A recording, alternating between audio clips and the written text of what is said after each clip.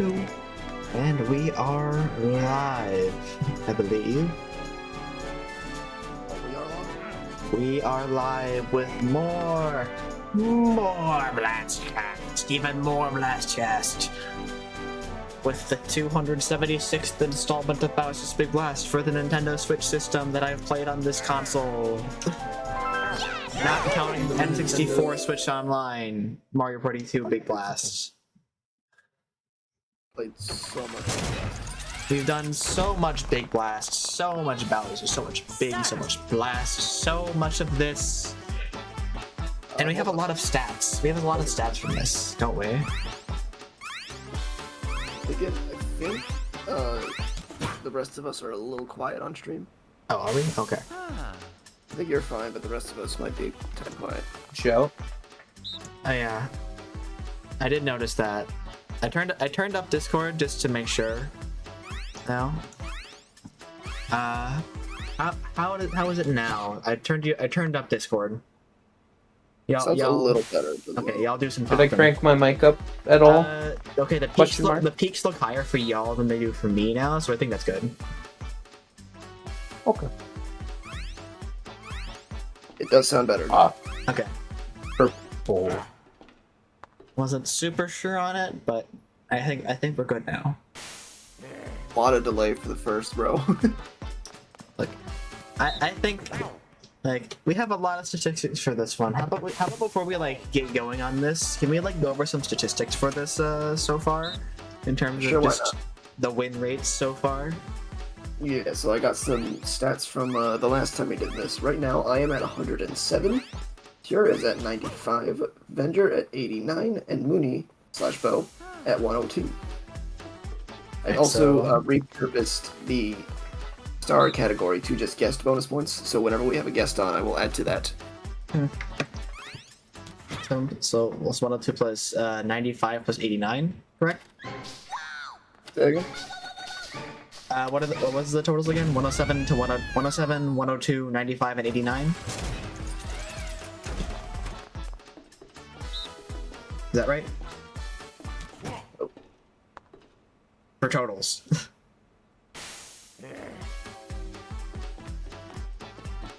Yes. Okay. So with that, we've done a total of 393 games of Bowser's Big Blast. Oh boy. And counting.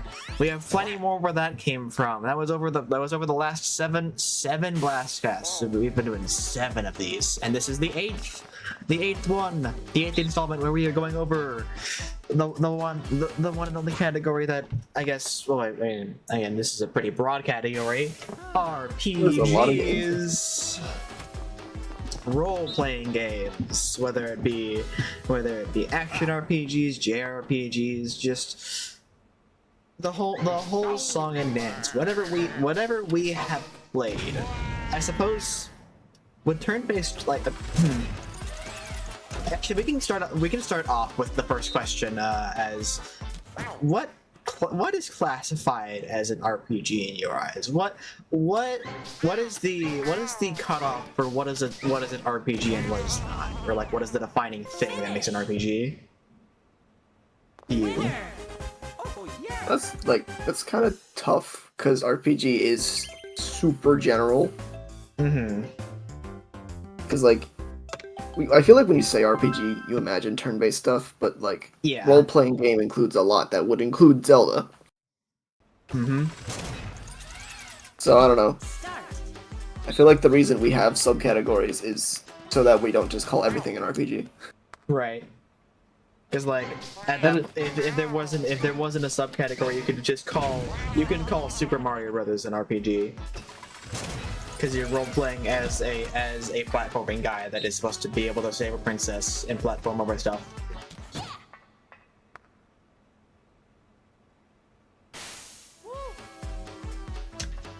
I guess when we say RPG, we don't mean the literal definition of it. More so, it is a concept of a genre. Oh god, I'm hurting my head trying to word this, but Words are hard, I don't blame you.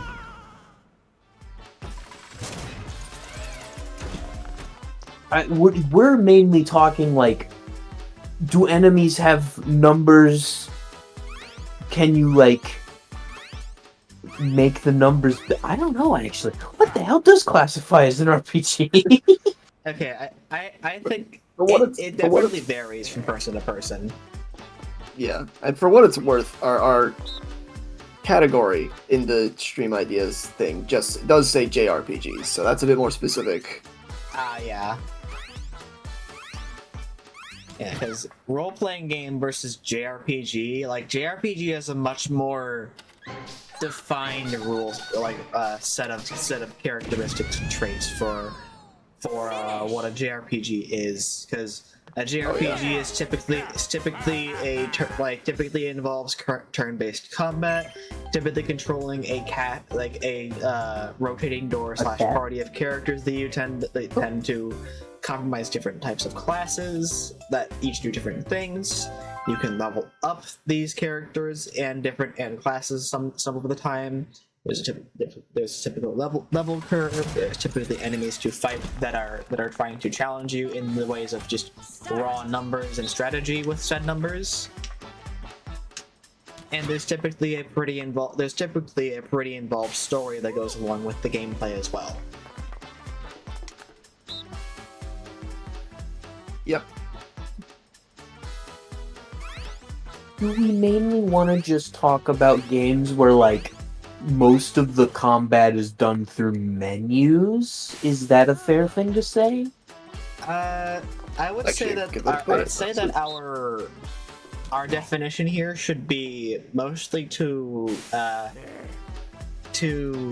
games that mainly deal with a strictly turn-based combat system, or a system that relies heavily on a lot of RPG tropes, where like a level curve, strict stats, class systems, all that stuff. Because that would also classify as an RPG, and it definitely fits a lot of RPG, fits the mold of RPGs as well. Yeah. So. I need to kill my Kingdom Hearts segment. Hold on. No, you can. I think that one's still good. Wait, okay. Look, if you have a full segment for that, I'm not gonna just I'm just not gonna make you kill it on site because of this definition. No. I was just gonna say we could do like a action RPG episode, make it more. No, I think part of the appeal of talking about this is just like talking about how broad the spectrum is for this. Okay, I see the vision. Like Look, RPG. I'm going to be talking mostly about a gacha game. I think Kingdom Hearts is fine. Yeah, wholly fair, entirely fair. Whatever you had as an idea, whatever you had marked up in your mind, it is fair game. We like our first question has literally just yeah. Our first question literally was, "What is an RPG?" Because we didn't define it. Even we didn't define it. Damn. But next question. Yeah. Next question. I know that the first question that you had here was it's our favorite cinematics, like cinematics in an RPG. We like RPGs typically in the games that we're kind of defining. It's typically like big level, like long level curves, and towards the end of that level curve, you get some good moves. So the end of the progression system really rewards you for, getting to the end by giving you some really cool cinematic shit, like the really cool cinematic moves. And now what's an example of something that we really like in terms of cinematic moves? Like what's our favorites here? It's a cool screen nuke.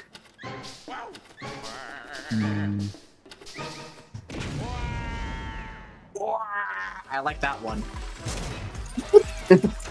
I don't think Wario has an RPG. Oh, he should. I think he'd make a really good RPG, though. That's very true. When I think of like cinematic attacks, I try to think through Fire Emblem. There's nothing there. Okay, what's your favorite crit There's animation? one then? exception. There's like a crit animations though. Actually, you're so right. Those might as well be your special attacks. I guess if I'm going on that front, there's still not too much. I have to give. What do I even go with? There's a lot. I like the the clip of in Three Houses. I had an assassin character get a crit, but it did 0 damage, so he just spun through an enemy. Hmm. Kind of funny. Pretty But I also funny, think yeah. of like Persona 5 Royal, their Showtime attacks. Mm-hmm. Those are pretty cool, specifically the one with the Joker and Akechi in the late game / bonus stuff of Royal. It's very cool. I've only played vanilla, honestly. Royal's got a whole 3rd semester. I'm calling Damn. Pokemon an RPG for the purpose of the argument. I enjoy some special animations for Z moves. Oh, don't worry. I didn't even we were consider going to talk about Pokemon anyways. Yo. Really try to curb my Pokemon argument because I've talked about it so many times, but I completely forgot about Z moves. Yeah, there's Z moves. There's like a bunch of It's Dynamax okay, moves as Nintendo well. did too. True. You're not wrong. Z moves existed for 2 games. Also, hi Star. Welcome to the stream. There's my Mega Evolutions. Fudge you. Don't worry. Fuck you. Megas are coming back in 2025. Don't worry. Shout out to Twinkle Tackle Xerneas. $40 Nintendo game. Twinkle Tackle is the universal fairy type Z move. It's gonna look weird. Yeah, You know, it's just so funny, dude. It is just really funny. I It want is them now. really You gotta silly. wait till 2025, Rinby. You gotta wait till 2025. Come on, you gotta wait. Yo, can I recommend you? No. Yeah. Anyways, the ones that have proper animations can look cool as shit. Light that burns Yeah. the sky. Light that burns the sky. There's never ending. No, wait, not never ending. Let's cuddle forever. Oh yeah, let's go. Yeah. All the signature Snorlax Z move is really funny. Rising Pancake. They also have great names. Yeah. Dies of old age. Oh, well, and I suppose we have lost Rinby during stream. That's so unfortunate. Ah, shit. No, not the talk of Z moves. Darkest Lariat, I think it's called, Incineroars. That's really That's funny. just the move. Oh, shit. His Incineroar Final Smash, is that one? Yeah. That is, wait. Max Malicious Moonsault, you see. Malicious Moonsault, that's the Z move. But in Smash, it's Oh. Max Malicious Moonsault. Oh, he did. Oh. He won upped it because he had more budget for that one. It's a teaser to Gen But- 8.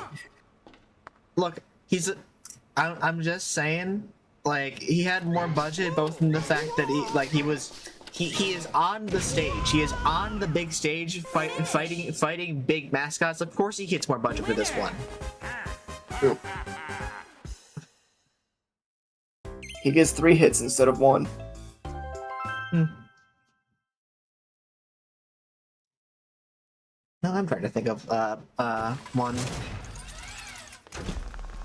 Yeah, the Persona 5 Royal Showtime attacks are actually really cool. I don't think they're practical, but they're pretty cool. Late game bros moves in like most of the games. Dream Egg. Remake's fucking awesome. Did you? I think they count. They're interactive, Yeah. but they absolutely count. I mean, yeah, Mega they're Thwonk. the big cinematic ones. Mm. I don't know what the late game one in Brothership is, but I'd imagine it's pretty cool. I haven't gotten there. Like, I still only have 3 specials per brother. Okay, Venge, on a scale of 1 to 10, how cool is the late game the bros move in Brothership? Okay, pretty fun, I have to admit. There's 2 of them. That's all I'm gonna say. They're both pretty good. They're both pretty fun. Uh-huh. One of them reminds me a lot of Oh yeah, the paper. forget, the trio never attacks mind. from Paper Jam are also pretty cool. I like a lot of the Paper Jam trio attack mini games because they also made mini games out of them in the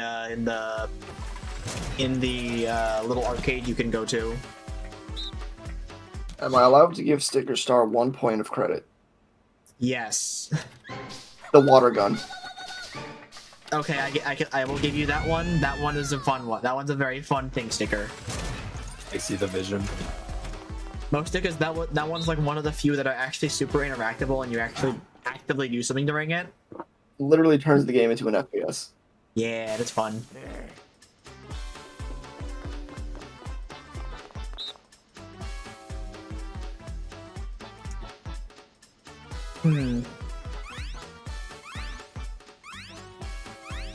Minnie, did you have any examples?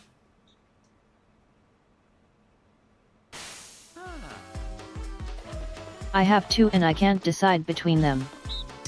Shoot them both. Yeah. Why not? Any more credits and I'll be sending you off. Huh? Listen, I have to replay the game. I need the nostalgia to wear off before I can criticize it. Alright? I've heard only bad things about the game, but I also only played it when I was young. Same Welt here. and Akiran's Ultimates from Star Rail.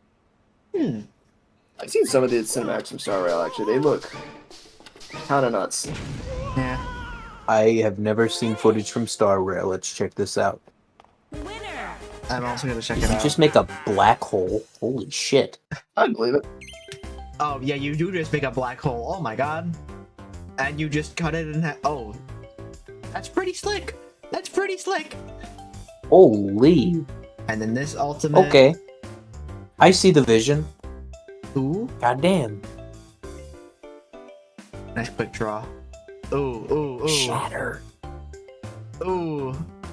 Right here, folks. Live reaction of Honkai Star Rail footage. Yeah.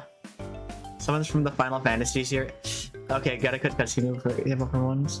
Someone's from the Final Fantasy series. True. Sephiroth Supernova?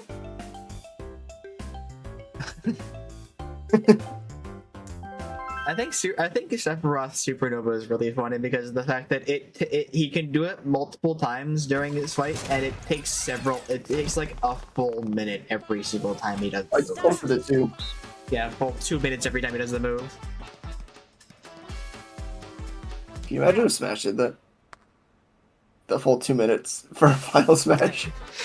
That would be a great stalling tactic.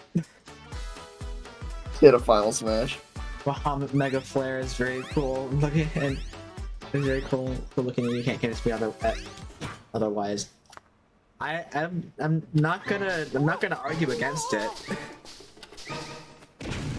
7 Remake will have 100 extra GBS just for a highly detailed supernova. Oh dear. Oh no. What could possibly go wrong here? Everything. I'm gonna send something and no questions, okay? You get full detailed renders of every planet that gets obliterated. Yeah, every single life taken by Supernova while casting it.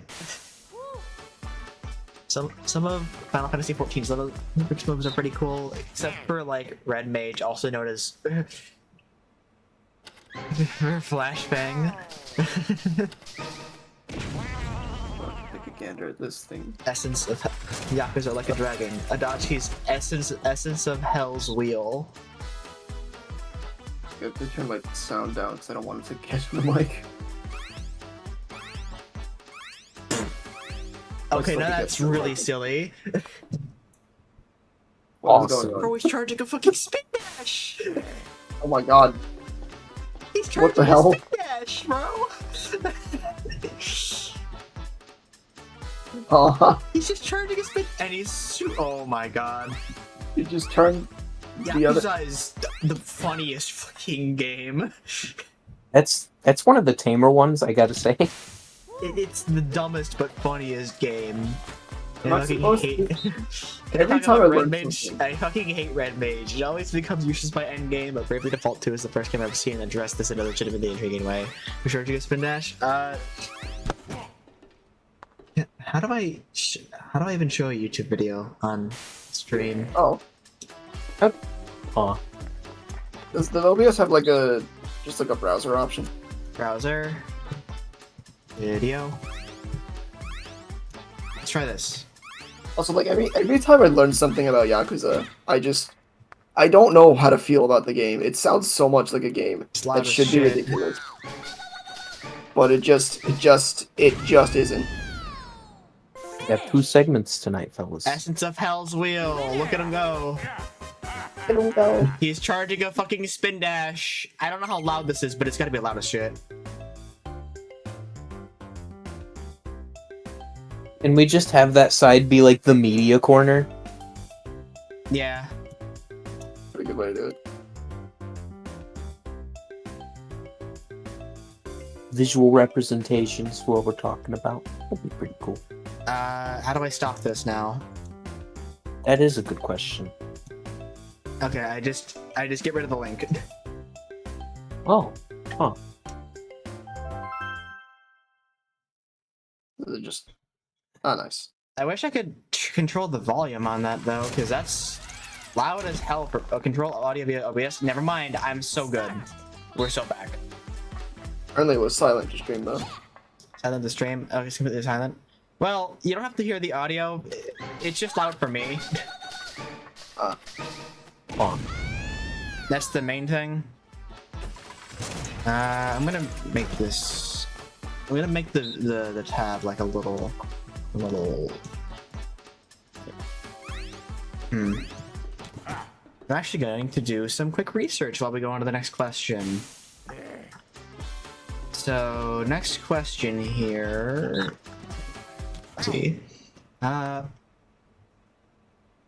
Heroes and villains. What do we got? Favorites. And I guess boy. favorites and least favorites. I will put that up here as well.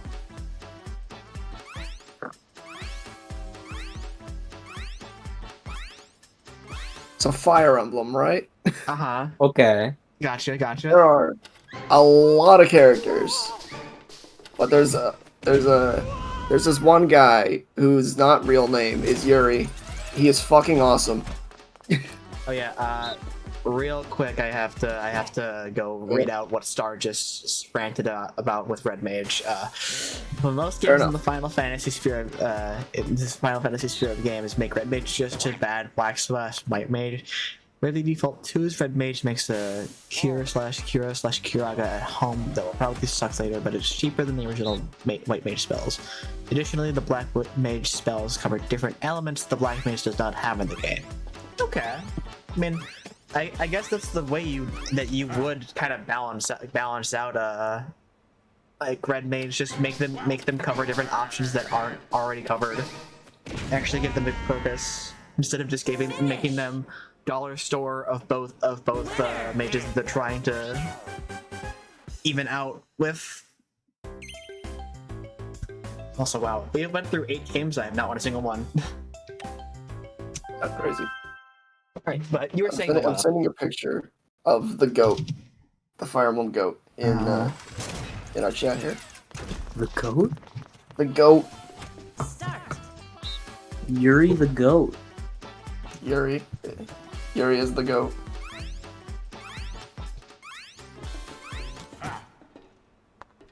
Is this a hero or a villain? So that's a surprisingly hard question to answer. Oh. You never actually fight him in Three Houses, at least. Well, I guess that's not true. There's one chapter in the DLC of Three Houses where you fight him, but then he's like immediately an ally. Yuri's the kind of guy who will just pick whatever side he knows is gonna win.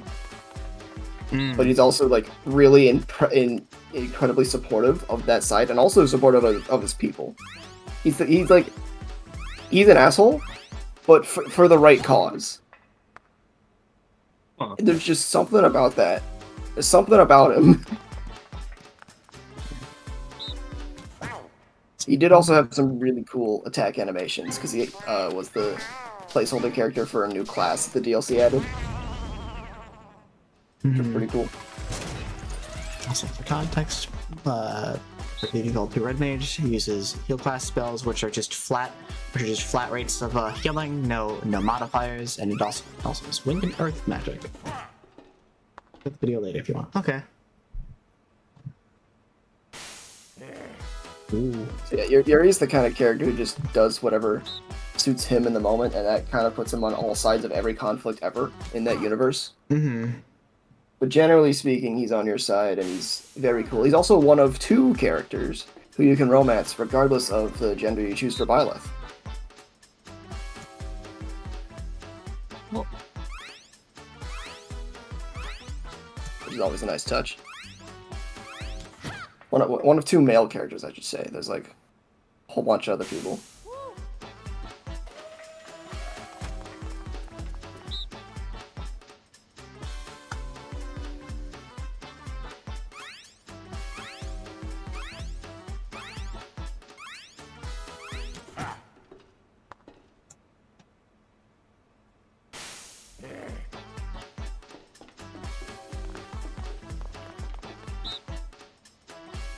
So anyway, that is the end of my Fire Emblem rant. There. At least for Yuri.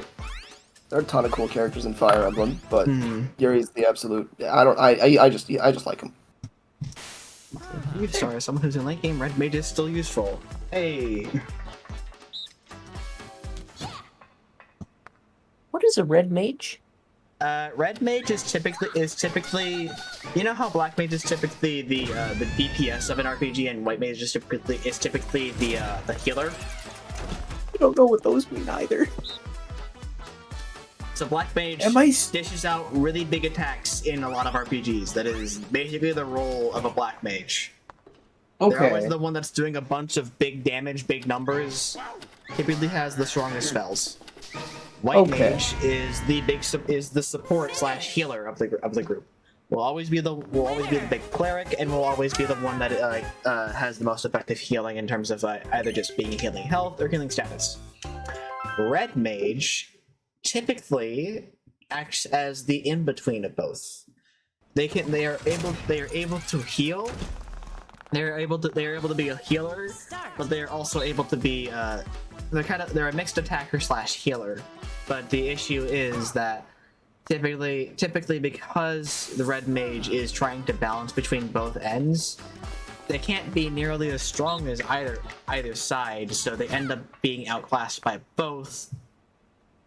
So at that point, you would just rather run a Black and White Mage instead of just having a Red Mage just like to kind of potentially slot in there. It's always a hard balance because a lot of the time Red Mage always just gets outscaled by late game because Red Mage typically starts out relatively okay, and then a lot of the time just gets outscaled very hard by the Black Mage and White Mage to the point where their balanced out skills are no longer useful at all.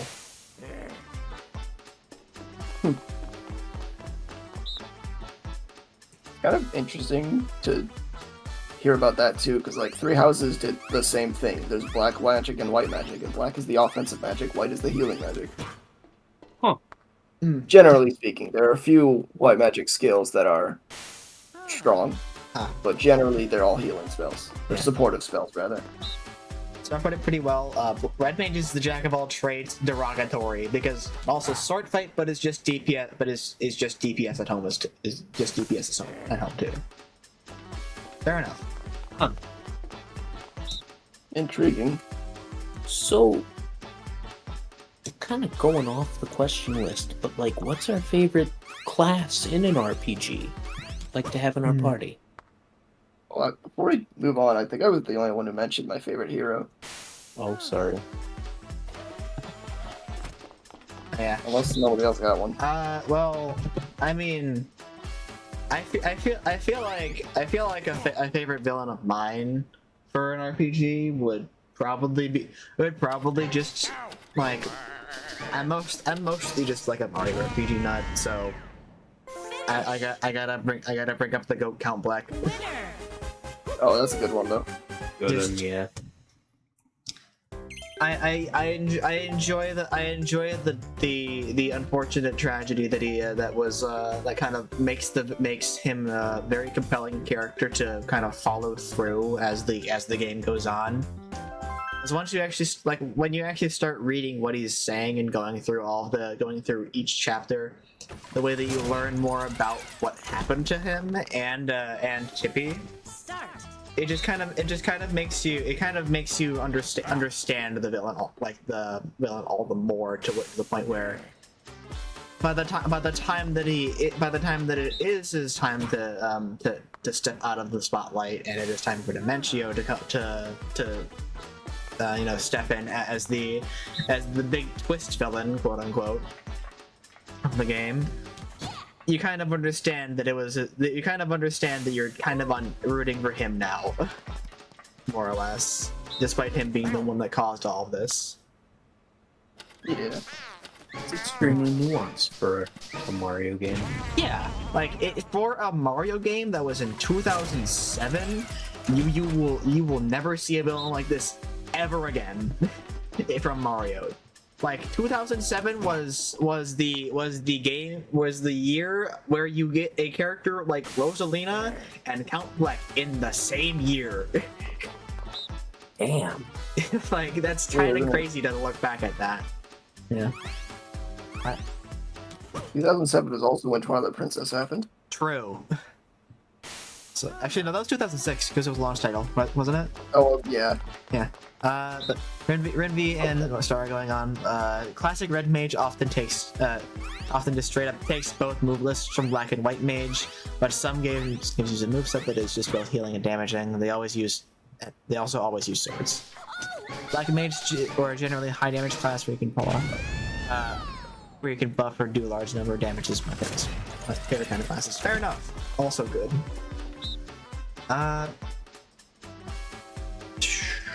Other villains or heroes that we like.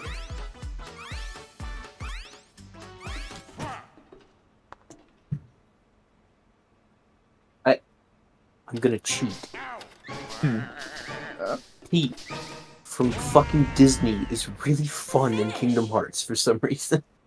Oh, I don't want to go that big. I don't want to go down that way. Go down over here, Honkai Star Rail. Oh. You're going down here. You're going over here, over into this pile. Into the media pile. Well, jump scare. Well, jump scare, yeah. Yeah. I'm gonna capture the cursor. Is the video is also. Wait, is that the? Okay. I just looked at the bottom. What the fuck is that team comp? Oh god. Yeah, I don't know what it is, but That's triple DPS 1 sustain.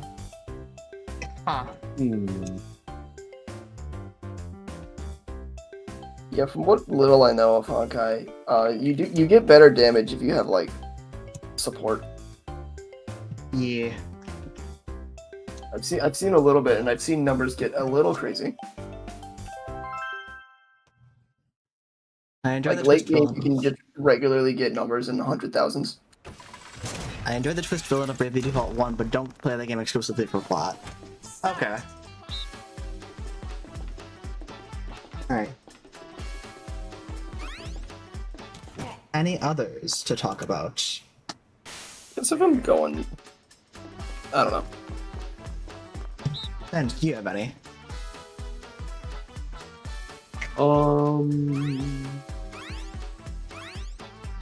Ichiban's pretty fun.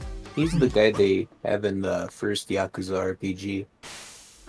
He was living up to pretty high standards because they replaced Kiryu with him, like the original protagonist, but I'd say he fits the mold pretty well. He's fun to watch just run around and do shit.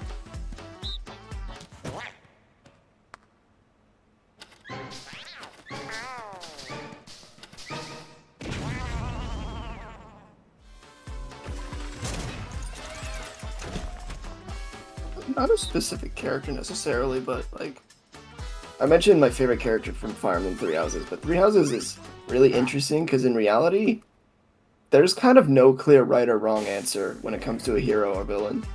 Hmm. Like, it's crazy to think about the one who waged war.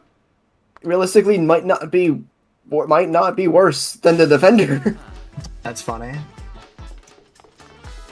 It's also crazy because like when Three Houses happened, a lot of people just did not like Edelgard because of that whole waging war thing. But then in Three Hopes, Claude actually has bigger. Claude is the one who wants to kill the church, not Rhea or not Edelgard.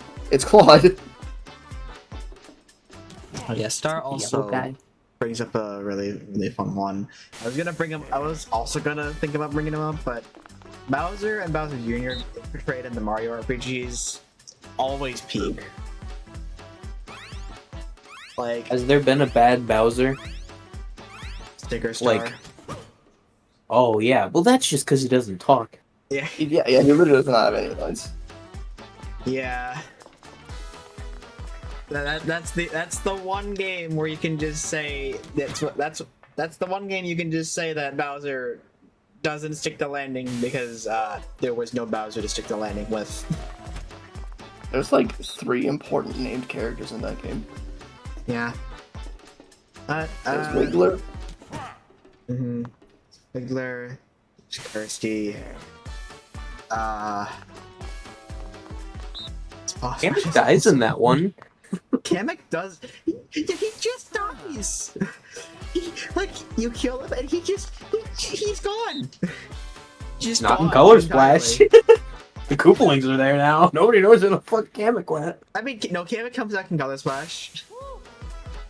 He does? Yes, he does. Because he comes in every now and then to just fuck with you in a fight for some reason. God, that goes to show you how well I remember that game. Also, just the final Kamek fight in Sticker Star is not fun. You like flip flops? Yeah, and you can't tell which is which. Uh-huh. I hope you memorize your organization.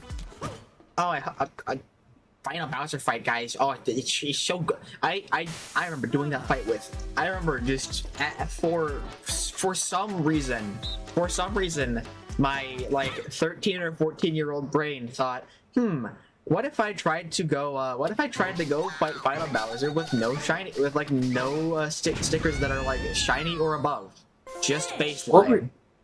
Oh no! I- How long did that take? It took a while, but I Funny did 'cause- eventually end up winning the fight. It took for fucking ever though. Which is Because- kind of also funny because can't you just like win that fight immediately with the Mega Flash Infa Jump? Probably. Well, you have to combine that with the Karibo shoe or like the whatever the Goomba shoe, because otherwise you can't damage Bowser because he's classified as spiky. But his hands don't. His hands aren't. right. The final Bowser. Yeah. Technically, yes. You can do that to both. That's crazy. I think you can only get one of the jumps, but You can do 2 of them. really, with Mega Flash. Because well, I think we should stop talking about Sticker Star. You're I right. kind of agree. I think we're getting lost in this. Okay, Bowser, really fucking cool character that he's been written as in the Paper Mario series and the Mario and Luigi series especially. Like, there's a reason that why Bowser's Inside Story is such a wonderful game. Half of that is just because Bowser is such a wonderful character to follow and play as. Like, the way that he's characterized is just like he gets shit done, but he's also very fun to just like follow and just listen to all of this shit that he goes through. Yep. You understand why the guy has minions. Also, can we talk about this 5 in a row win streak from Moon? That's kind of Pretty good. Like, 5 in a row. Pretty wild.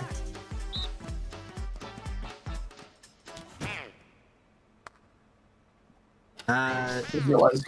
What the fuck? Okay, I'm not winning any more games. You're winning games? I won a single one, apparently. You won 2. Sure. I'm also realizing that we posted a Mario RPG tier list here. Or specifically Mario and Luigi. I just put that because Pure mentioned playing Bowser, and I was like, yeah, Yeah, Inside Story. Yeah. the best one. Inside Story is playable Bowser tier, which is at the very top. Superstar Saga is second with both versions, which I totally understand because I've played through both versions, and it's like, oh, got a question for the couch. Ooh. Nice. Shall wait for the question with great anticipation. In the meantime, let's make it 6 for Mooney. I swear to God. Make it 6. Make it 6, Wario. Yeah. This is wild. What do you guys think of the necessary evil of grinding, and what's the best and worst ways you've seen it handled? Okay. The way that I think of grinding is I don't really know because of the fact that I play a lot of the I mostly play the Mario RPGs, and typically those games don't ask you to grind much at all.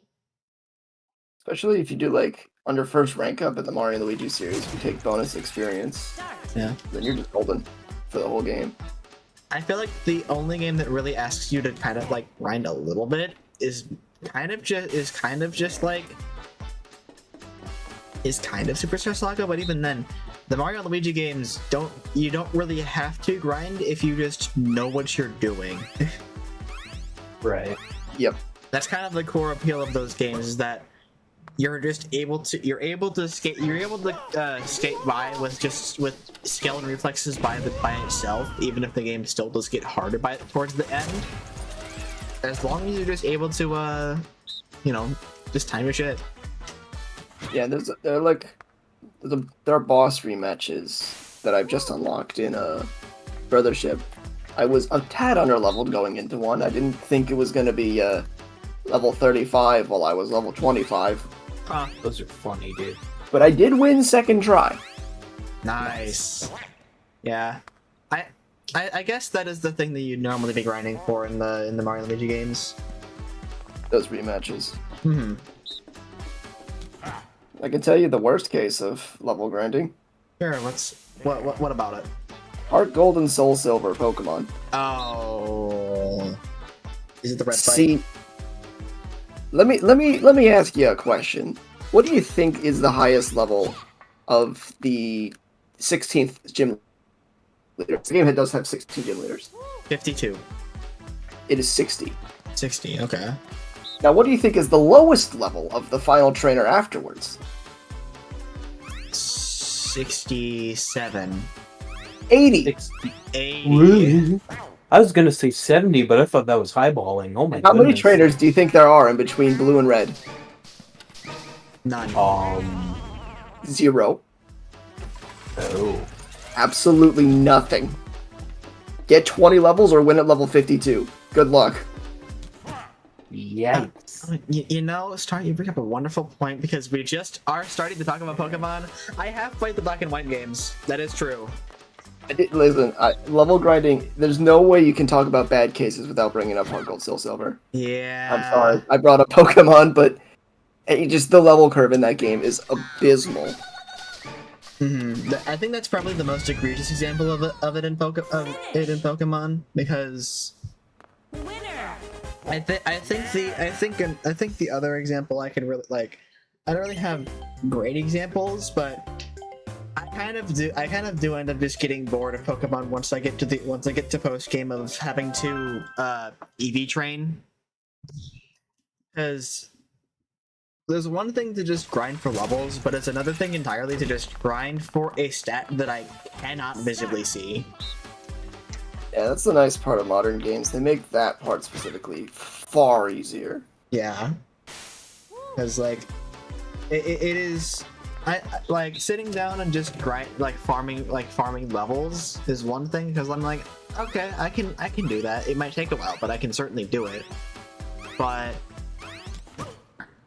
it's an entirely different thing for me to just grind out a stat that I just cannot physically see, and it mattering a lot in the grand scheme of things. It does matter less than a casual playthrough, but like, I mean, yeah, but by the time you're in post game and you're trying to do stuff like Battle Subway, it suddenly does matter a lot. Yeah, and that's kind of the things that that Pokemon I've noticed kind of definitely does, to the point where it's like, you don't like for like you don't really realize it matters a bunch until you get to post game. And then the floodgates start to open, and when you realize, oh, there's a lot more to this game than I thought. Finish. So we got like a whole statement. Yeah, a whole statement from me real quick though. Hey, I got a win. I got a win. You got your win. Alright, so one of them is actually Final Fantasy XIV, at least for one class. It always overlevels you by the end of it, and you always are above or matching the required level. Stick to one class. If you want to level up other classes, you gotta grind stuff. It's got alright grinding. It has many ways to grind, and it's just personal preference for how you grind it. Everything is you gotta be this level to do this, so it works out. And it lowers your level for stuff you're over leveled in. Okay. I suppose I can get behind the levels more or less just like give you access to content rather than just giving you like best viewers on get the fuck out of here.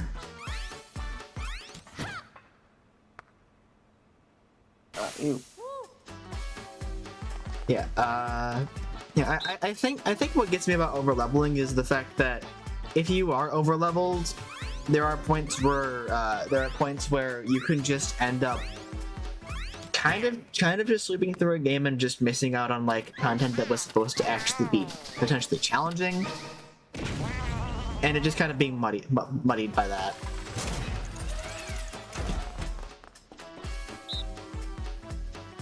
That was low-key me with Brothership's final boss. I was very overleveled for it. Kind of sucked. Classic Pokemon Gen 4 and before is just bad in general, since now you're inbreeding your Pokemon for perfect nature, perfect IV, perfect abilities. Yeah, at least starting with around Gen 5, at least like the second games in Gen 5, they made general breeding much easier, because you're able to much easier control like natures and all that with Black and White 2, even if they do keep it behind post game for that game. Also, Diamond Pearl Platinum had the Poke Radar, so you could get better IVs on Pokemon just in the wild. It was a little hard to understand how it worked because there wasn't an in-game guide. But if you did figure out how it worked, it was an easy way to get better Pokemon. And that was brought back in Gen 6 as well as a bunch of other things. And then Gen 8 introduced experience candies to sort of mitigate that level problem. EVs didn't really get easier though until Gen 9. It's specifically Scarlet Violet, where everything is super easy to obtain. You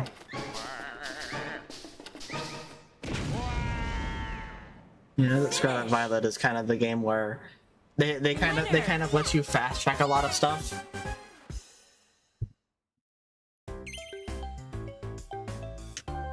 Something I hate, and specifically job system RPGs, is actually leveling up the jobs. Job systems are great. I just hate job leveling because most of these games are no job point up type item or quality of life. It's actually, yeah. Yeah, that's a very good point. I feel like I'm in a very weird point. I feel like we're kind of, at least like, I'm kind of at a very weird point where my one kind of like my one type of exposure to specific like job leveling is Dokapon Kingdom. That is an RPG technically, isn't it? It Yeah. is by technicality an RPG. But Dokapon's job leveling still makes a lot more sense because it's just a strict number of battles, right? Yes. And my comparison on that front is, again, Three Houses, where the classes have experience separate from the characters, separate from the weapons. And the weapons you can train, that's how you get better classes. But the classes themselves, that's just participate in battle. Ah. And there are perks to maxing out that level. There's a bar, you can see it. But yeah, this, like Star said, there is no item that does that. There's no you can grind out the weapon proficiencies, but not the class proficiencies.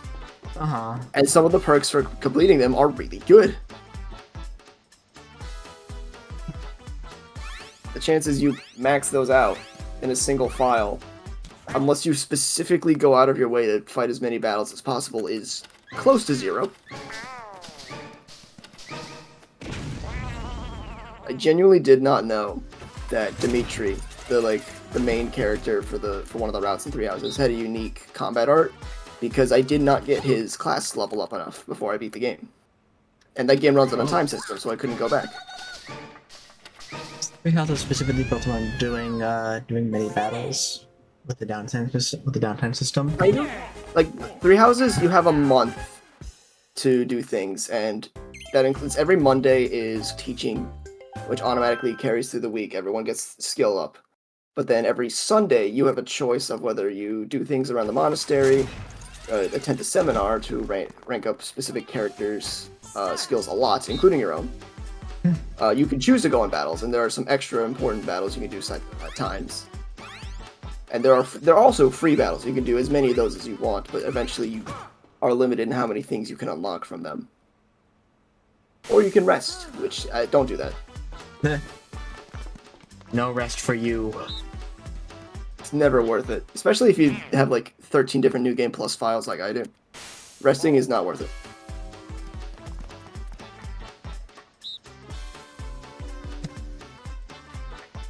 does it do anything? It gives every student motivation, which is how you train them in their various skills. Oh. And also, it repairs the Sword of the Creator by this unique weapon by 5 out of its 20 durability. Or you could just use dinky weapons. You don't really need to use a Sword of the Creator ever. It's good, it's strong, but you don't have to.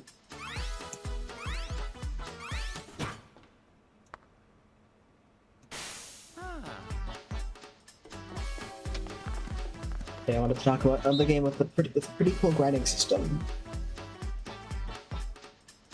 I'm gonna sound like a broken record if I mention anything else, so I'm gonna stop. Okay. Yo, Yakuza does it pretty well, ish. The actual difficulty spikes, but when it comes to grinding, like to get to the difficulty spikes, the game gives you like a gear item that says, yo, we'll cut your HP by like 100 points, but you'll make like 0.5 times experience as long as you have it equipped. And there are certain, like, it has a job system, so there are certain items per job that help you buff those up too. I'd say it's pretty good, but the sequel gets it even better. Just because it's like 1.5 times instead of 0.5 times. Pretty funny.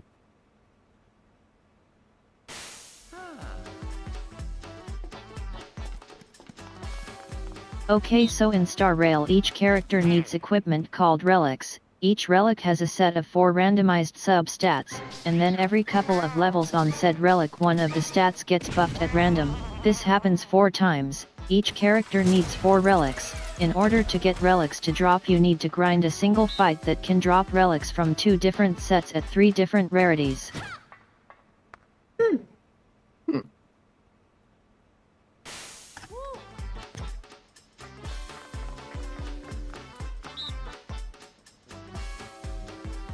Interesting. Interesting-ish.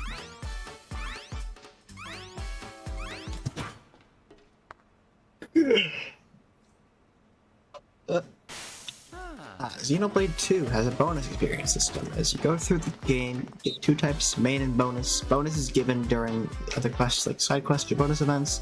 Whatever they be. You can spend the bonus experience at into the level of your character the further if you need to. You can't exactly avoid grinding forever if you want to. You want to get the high and good quests you'll probably need. Probably still. Okay, so Xenoblade just kind of helps get around it with handing out extra bonus experience you can kind of dish into your party. That's nice.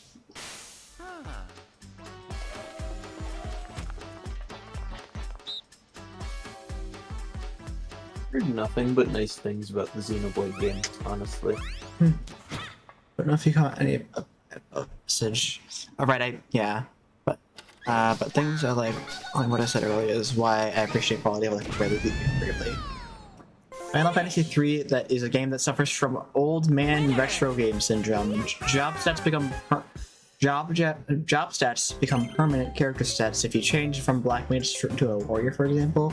You still have Black Mage stats from when you leveled up as a Black Mage. Oh. Kinda neat. Should we talk about how Dokapon does it, actually? Like, Start. That would be good.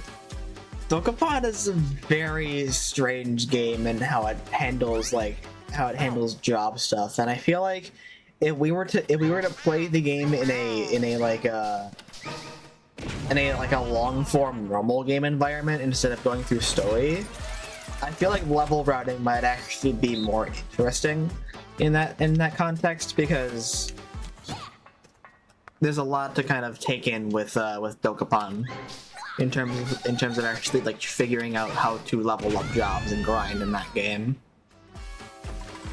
Because the point about like permanent character stats kind of translates into how Dokapon does its stat distribution, because for every single job that you master in Dokapon, you get +1 point in whatever your job mastery whatever your job was its dominant stat. So for example, with warrior, if you master the job, you'll get a permanent +1 attack for every level. If you went thief, you'd get +1 speed permanently for every level. And if you went magician / mage, you would get +1 magic for every level permanently. So a lot of the game kind of revolves around you trying to route around what levels you want to get before you go into your end game, job, because the stats do accumulate very quickly if with a longer form game. Finish. Winner. So I don't know. Dokapon has a bunch of other bullshit as well, but there is some nuance to how you kind of level up job stats in that game, and how you actually try to manage your level ups in a meaningful way to where you actually get meaningful reward out of it. Because you're constantly switching jobs back and forth to actually get more stuff, and whenever you do master a job, you actually have to figure out when you actually want to go back to the castle so you can change your job. Otherwise, you're just sitting on max level job, which, while it can be good for money, it also might be bad for you, considering that you're missing out on a bunch of job experience that you could be getting with another job. So, for as bullshit as Dokapon is, there's more nuance to it than you really expect there to be, at least if you're playing, depending on the context that you play it in. So I don't know, Dokapon's weird, but it's got something. There's some method to the madness outside of the Dark Kingdom shit. Okay. Rarely defaults freelancer doesn't mean this. Freelancer becomes broken when you master every job in the game and fight as freelancer. I'm going to assume Freelancer ends up with cumulative stats based on job mastery.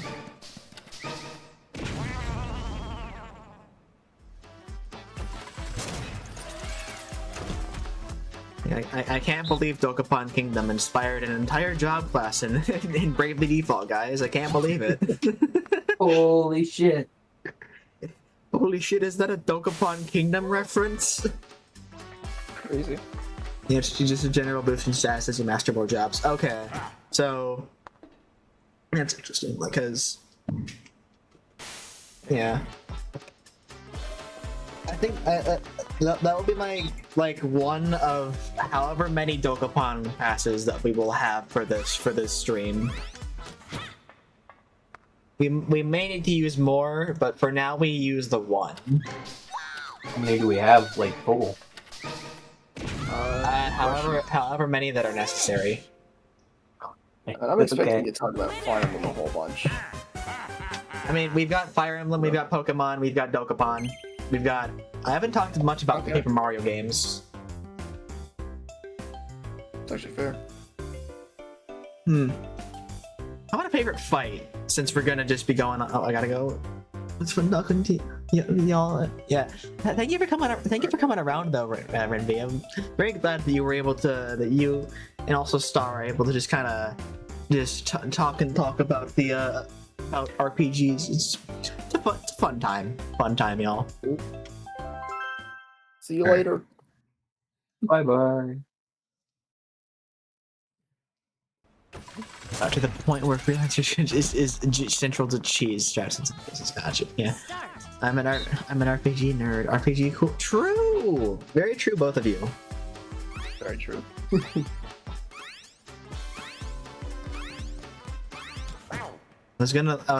Yeah. Can we agree? Dark Bowser from Bowser's Inside Story is one of the best ones. Yeah, yes. We can agree on that one. Shake. It's like every degree of a fight you could ever want. Mm-hmm. You gotta use like all of Bowser's gimmicks. You gotta use all of the brothers' gimmicks. The music. Oh my god, the music. Dude, the music is the creme de la creme of that game. It is absolutely, it is peak, I should say, because like this was late stage DS era. They figured out how to use get the most out of the DS sound chip, and however that worked. Like they figured out how to get the most out of everything in that game. The voices sounded clean in that game. The music sounded hella clean in that game. They just figured out how to do everything in that game by late stage DS era. Yep. And it was It's an amazing as game. hell. They should remaster it. True. I hope they get around to that at some point. I really hope they get around to remastering Bowser's Inside Story at some point. I think that would go really hard on the Switch. Okay. I've got a hot take. What's up? Kind of. Minus Strowzer, there is no bad Bowser fight in the Mario and Luigi games. They're all good. They all use like the respective game's gimmick usually. They're very good. Come on. Chef's kiss. Mm-hmm. Is that from which one you say? Strowzer. I don't know. Is that one even at the end of Partners in Time? And I only know this because I watched like an old Bowser fight. Yeah, I know what you're talking about because the ending Bowser fight in Power you can It's go not on even that one. Yeah, it's not even a fight. It's like a counterattack gauntlet, pretty much, and it's just kind of mid. Mm-hmm. He doesn't even get a cool form. He looks like he has a star power up. Does it mean his weird Ultra Beast form from Pokemon Sun and Moon is shit though? I'm just gonna put it out there. Why do you fight her? Why do you fight a Pokemon again? Why can't you fight her? True! Why can't, like... Extremely true. That seems like just the kind of Pokemon that you would just fight. Like... It's literally just the same battle, but they get a buff, one stage buff to a non-random stat. Okay. Quar? Sure. I've played totem fight gimmicks with better gimmicks. Yeah, that's part of what made I think Ultra Necrozma in the Ultra Sun and Moon so much cooler. Yeah, because you got 'Cause it to wasn't- fight the fucker. That's not a because beyond that, it's not also a one random stat buffed. It's a double Omni boost on the Ultra Necrozma. Oh, watch out! You're gonna don't get fucked up. I kind of cheated that fight. I was vaguely aware that it happened, but I don't think my lead would have changed regardless. I was gonna lead with Tyranitar either way. Double Oh, yeah, Omni detox, boost. The humble unaware. No, I did like, I don't know if I got a crit or not, but I did like most of its health with one crunch, and then I just healed up and stalled with a sandstorm. Oh, that's funny. I just used his E move. That was a free one shot.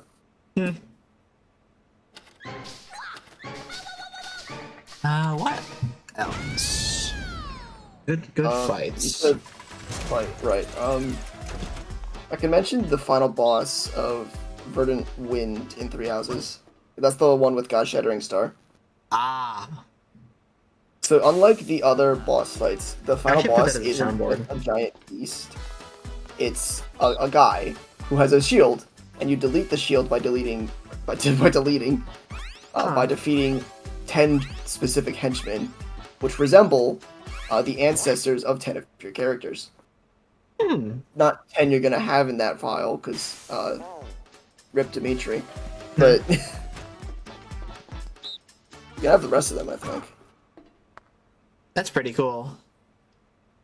And if you have Claude fight the one that's supposed to resemble his ancestor, he tries to talk to the guy. They can't speak, but he tries.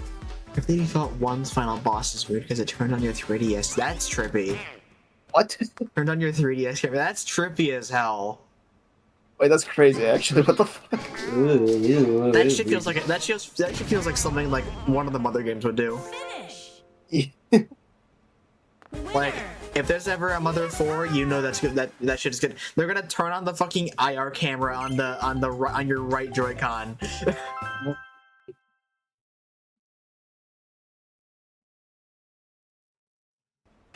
You know, Mother 4, you're gonna play with a vitality sensor on you, and it's gonna like feel your fucking like fear with your heart rate rising. That's the next Mother game. That's what it's gonna be. Now with Ultra HD Rumble.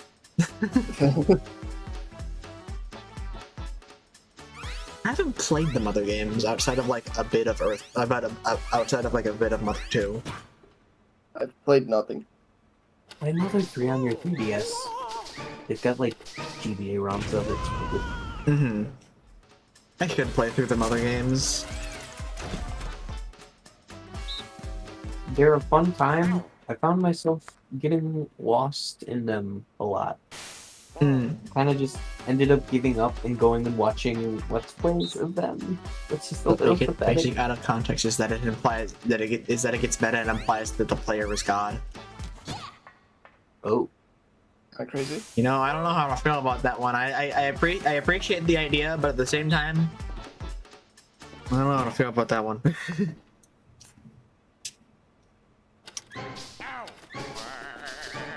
Goodbye, Wario. I'm gonna pull out my Yakuza ticket. I told you don't play the game for just the plot. Okay, do your thing. Noted.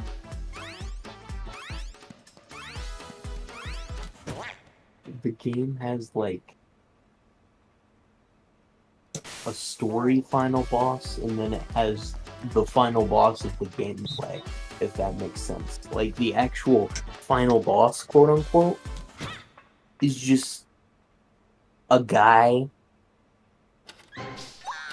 and it's executed wonderfully. My explanation is not doing it justice, but Finish. Winner. It's just I- a guy. yeah.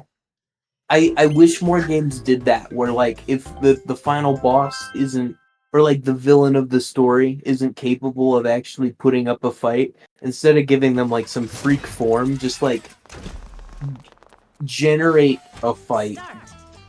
before that's really hard, and then actually just wallop on the weak guy. I like that. Big fan of that. Yeah, I can see where you're coming from because there would definitely be some dramatic payoff to just being able to literally just going through the hardest henchman fucking ever of all time, only to finally get to the big bad and just like have the comeuppance of just being able to wall up on the dude. Literally just suplex him. It's great. Wonderful. Honestly, I could say it's like I feel like you could say something similar about Scarlet Violet's base story, right? Sorry, I haven't finished that one. oh, I will say no more then. Nah, humor me. I don't care. Okay. Well, so there's the final boss, which is the final battle is against a full team of the Paradox Pokemon, Okay. and then there's the plot final boss, which is pretty much just a glorified cutscene. Oh. Huh. Like you gotta figure out the step one to the whole sequence, but then the rest of it's a glorified cutscene.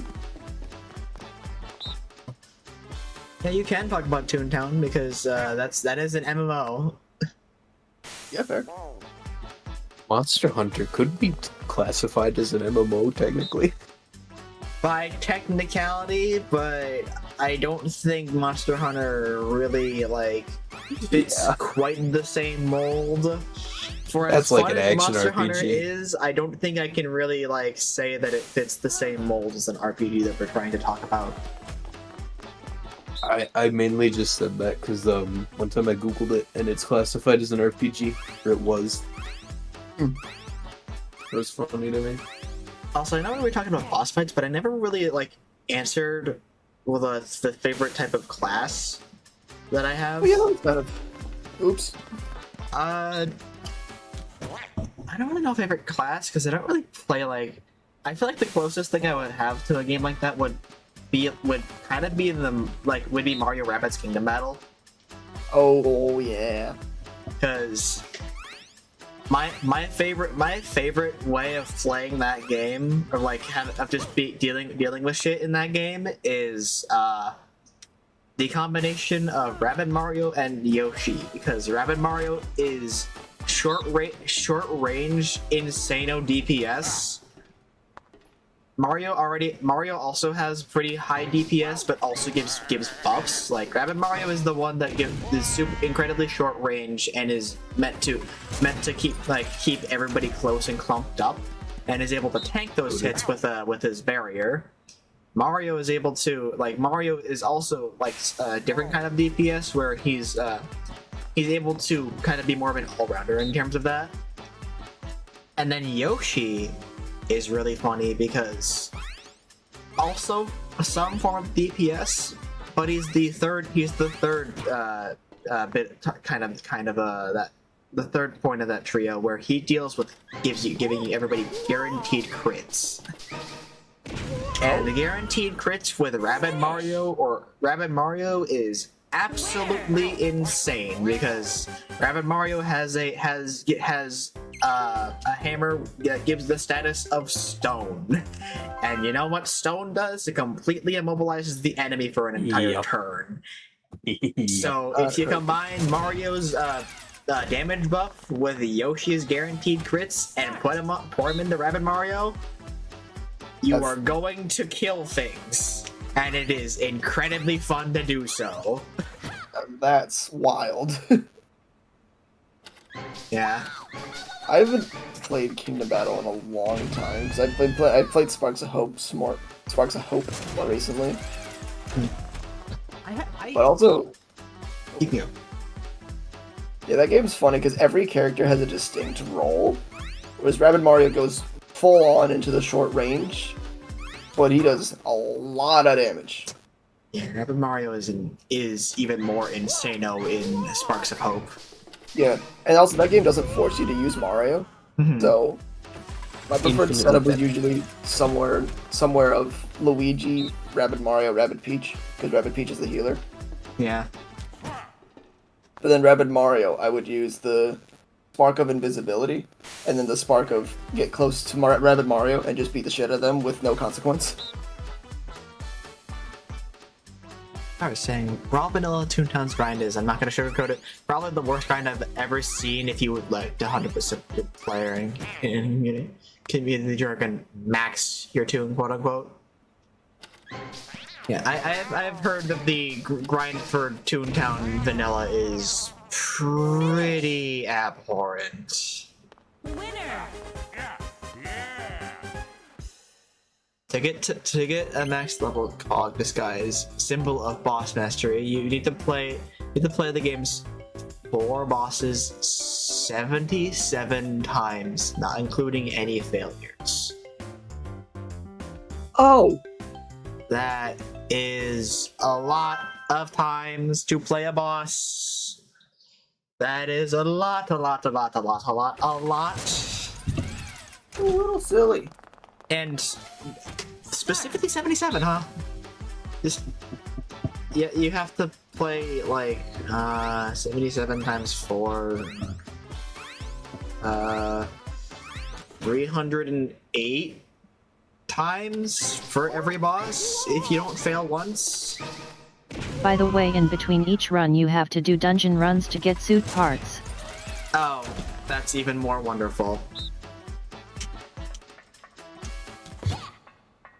That sounds like a very hellish kind of MMO grind. That's yeah. I guess that's the MMO thing where it's just like you're just doing a lot of very slow grinding a lot of the time. Isn't that kind of thing reliant on teammates? No, it's to grind a quote unquote promotion bar. Ooh. We were talking about Kingdom Battle before this, and Sparks of Hope. Like, I think we're talking about classes, and that's just classes and yeah. I definitely enjoy the greater flexibility of quote unquote classes that you kind of have in Sparks of Hope, since everybody in that game has a very unique role and you don't have to be locked to a specific character. Yeah.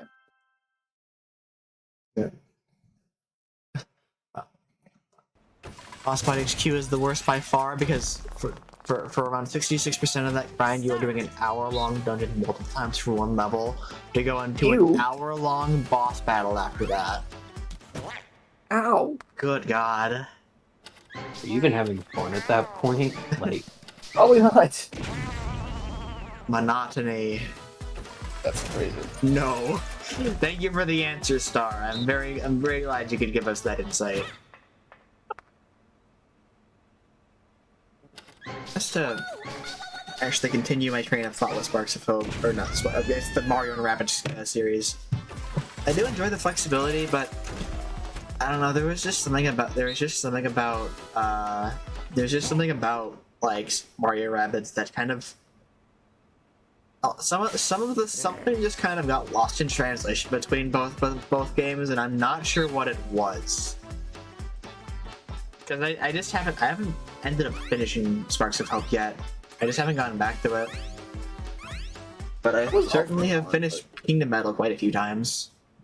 Yeah, I mean, I like Sparks of Hope more mostly because of how different the battle system is. I like it better. Mm-hmm. But I could sort of also understand that. Like, I think honestly, one thing I kind of just didn't really vibe with in that game was just the fact that there was the more traditional level system felt weird, because suddenly the numbers just got exponentially larger, and the numbers got so much larger to the point where I'm just kind of like, I start to disassociate with the game in terms of trying to figure out like what numbers are actually meaningful after a while, because that number continually fluctuates and increases to the point where it's like it gets a little bit much, because in a way, I'm not sure how to really describe it, but like I'll kind of put the example that I'm gonna put in here with comparing the two games, where Kingdom Battle, the highest amount of health that you will have, that any one of your party members will have, is around the 700 range with Peach. You won't really get much higher than around like the 780-ish range with Peach. And that's your high end. And boss health typically only ranges up to around 3,000 at the most. Compare it and the numbers don't really range super hard. I think your weapon damage ranges from like towards like the 30s to 40s in the early game to by the end of the game you're doing about like, with max buffs you're gonna be doing around a meaty 1200. So you go from like around 2 digits towards the very start of the game to about like the echelon of 4 digits by the end. By Sparks of Hope, by comparison, I noticed that that health just generally tended to balloon way higher and way quicker than it did in Kingdom Battle, which I'm not sure why it kind of got to me, why it kind of like felt weird to me, but it just kind of like made me like not really sure, and I'm not really sure what it did, but I feel like it was one of the things that just kind of made me unsure a lot of things. I don't know why it is, but I think it's just because numbers are not consistent in that game. Like even like the damage variance between like weapons typically, like that's changing constantly every time, like with every level up, and it feels weird. after a game that is typically much more consistent, that you're playing a game like that, and it just kind of felt weird to me for playing that after a while. I'm not really sure why. Which, I guess that could kind of bridge into another topic. How big do we like our numbers in RPGs? Like, how wide of a net do we like to cast numbers in RPGs? Do we like dealing with like really big numbers, or do we like smaller numbers and kind of having those slowly increase? Like, what do we want our cap to be? I don't know if I necessarily care about the range, but I like being able to see what is a clear exception when I get like a crit or something, right? Mm-hmm. I think of like a Fire Emblem, like that caps at 999. You're never gonna reach that in terms of damage. Right. But Fire Emblem numbers are like pretty consistent. Crits do triple when you get them.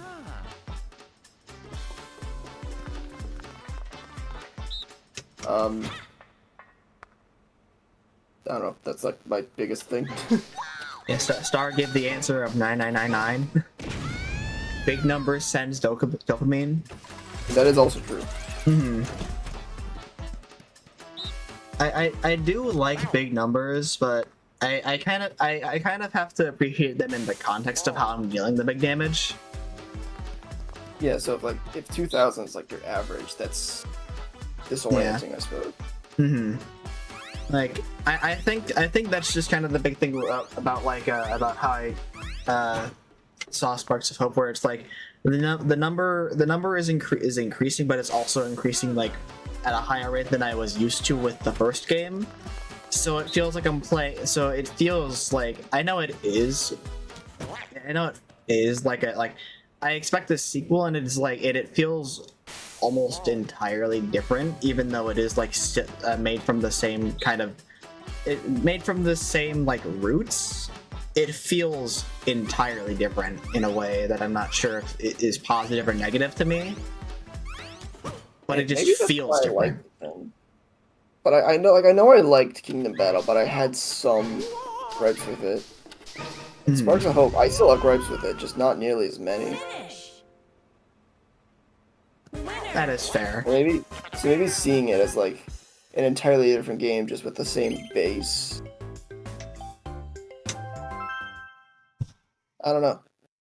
I just remember being really hyped about the free roam in combat. Yeah, I will say that the free roaming is nice. I guess to go back to the numbers thing, I like it. I like it when I do like big numbers when they happen, like if they're used well. But I also do really like. I like Paper Mario for the fact that numbers are very proportionally small to where you can math shit out. There's a lot to be said about games where you can just actually like super math an entire fight out, like a entire fight out if you're skilled enough, and plan like strategies around it in advance. I think that's a big reason why I like Paper Mario so much, is because like it's replayable in a sense that where like if you know enemy health in advance and you know your numbers in advance, you know their numbers in advance, so you can very easily plan around a lot of different things that happen in that game, to where say you're able to guard and able to like guard off a lot of damage, or you can theoretically route to where you don't guard a few attacks to get yourself into a specific number range that you want to be into, specifically like danger or something like that. Oh, yeah. I've got a clip from when I played Paper Mario, and I meticulously planned the ice guy. I forgot his name. Where I got myself to 1 HP and then just destroyed him with 1 power bounce. Nice. Yeah. I think that what the thing that really got me to enjoy the like the smaller numbers and what that kind of brought to the table was honestly probably of all things probably Paper Mario like Master Quest Junior, because that game really takes the core concept of Paper Mario 64's combat and like and strategy, and kind of turns it up to 11 in how much you actually have to strategize. And I really enjoy it for that, because it kind of brings out what I like about the old Paper Mario 64, and kind of turns it up to 11 in how much you actually have to strategize in order to get things done. Because numbers in Paper Mario are small, but when you see a number higher than like 7 or like 6 or 7, you know something's going to be powerful. And when there's a lot of those numbers being thrown around, you have to plan your shit out really very carefully. I think the best example I can give for routing and stuff out like that is the final Bowser fight even in just the basics, even in just base Paper Mario 64. The routing that I did for the fight in the final Bowser fight in Master Quest was a very particular route that I had to. We're talking RPGs. We're talking RPGs. We're talking about numbers right now, big and small numbers, and I'm giving an example of why I really like small numbers and being able to kind of route numbers out with just raw math power. So, Final Bowser in Paper Mario 64 is a very unique fight in the sense that Bowser is able to heal, right? He is able to heal, but only under a very particular circumstance. You're more like so under the circumstance that your health is, I believe, roughly doubled of like your health total is doubled of what Bowser's is, or at least typically greater than what Bowser's total is. Yeah, small versus big numbers is always an interesting conversation. Yeah, that's why I brought it up here, because it felt very like. I like a very big good thing to kind of bring up in the talk of RPGs. But, yeah, so Bowser can heal, right? I was going off of that. And that heal only procs at a certain like threshold of HP compared to you. So if you're able to route it out, play this game series called Disgaea. I know the numbers get insane in that game. I think you go up into like the trillions, probably, in damage. Isn't the whole point of that game how big your numbers can get? Winner. Ooh. Maybe not that big. Yeah, it's very silly fun, but it gets to the point that the numbers mean nothing. Yeah, I like big numbers, but not that. But yeah, the Disgaea series is very much just a how big can the number get kind of game. It is very silly. And on the exact opposite spectrum, Paper Mario. Mario RPG, you have a boss that did 12 damage, I shit my pants. Exactly, yeah. Yep. Like, a boss dealing 12 damage is crazy in Paper Mario. And, Oh god. yeah, Anti-Guy does that. Anti-Guy does about 12 damage in the Master Quest fight, and Anti-Guy has a whole squad of himself and 3 other Anti-Guys. There's also James Bond guy. Yeah, there's James Bond guy, James otherwise Bond known guy. as 007 guy. Yep. That's gold. Hold up. It's a crazy fight. Ron Bowser does 20 in vanilla. It's funny. Oh yeah, Paper Mario 64 is wild because you're able to actually survive 20 damage at danger if you set up properly.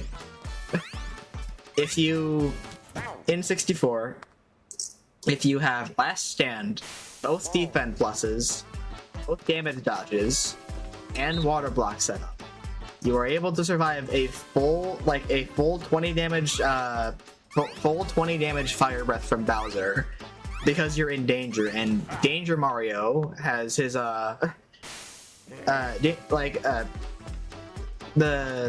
Last Stand actually goes first in terms of having damage, and then all of your guards kick in. So the damage goes from 20 to 10, and then your damage dodge plus normal guard makes it go down to 7. The 2 defense pluses make it go down to 5, and then water block makes it go down to 3 because you're guarding against fire and it's already +1 defense outside of that. So you take a 20 damage move and take it down to 3 with proper setup. I need to watch you play one of these games. Holy shit. Yeah. I was trying to already explain for a gets while, silly like sometimes. as the conversations have been going on, I've been trying to explain just how I did a Bowser fight like this. The whole point I was trying to make is that I did the Bowser fight the first time, and I realized that I was like 1 or 2 damage numbers off of just being able to get it almost exact lethal, because I was about. The first time I did it with just doing guards and getting myself into peril, I was about like 4 or 5 damage off. The next time around I did it, I equipped slightly different badges. I think I had an extra power plus that I equipped, and then I pretty much did almost the same route. I miss a guard so that I get into peril from Bowser. And since my health is decreasing at about the same rate as Bowser is, he never heals because his heal is proportionally based off of how much health he has compared to what you have. And since I'm in peril by this point, he's not healing because he's also very low. But he's not lower than me. So by the time I finally get the final hit, I think I do like about 2 damage over what I have to get lethal. So it was a very close game of numbers, but it was a very fun game of numbers because you're able to plan very heavily around them. And also, Chino World Paper Mario would be planet busting. True. 9999 damage in Paper Mario would actually just destroy the entire planet. Yep. Mostly because you can't go beyond 99 in Paper Mario. You shouldn't be able to. So going beyond it just destroys the whole planet. With absurd setup and a glitch, you can reach -1 and -0 damage in Paper Mario True, 64. you can. Start. I wanted to mention on the numbers front Mario RPG because like Final Kulex has an attack that does 1 minus your max health and damage. Huh. Which is really stupid. Yeah. Yeah. So if a single attack does 3/4 of my health bar in one hit, or straight up one shot to me, that's like a round note to me. Numbers are funny. Like, Numbers are. numbers are very big. Numbers are always good in like proportional to what you have or what the enemy or what you're used to. It's very fun to think about numbers. It's also very fun to plan around numbers. I have another question to pose if we're done here, but I will wait. I mean, not sure.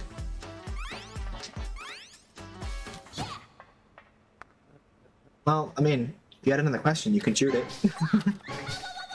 It's gonna blow. Is that up? Bada blow. Oh.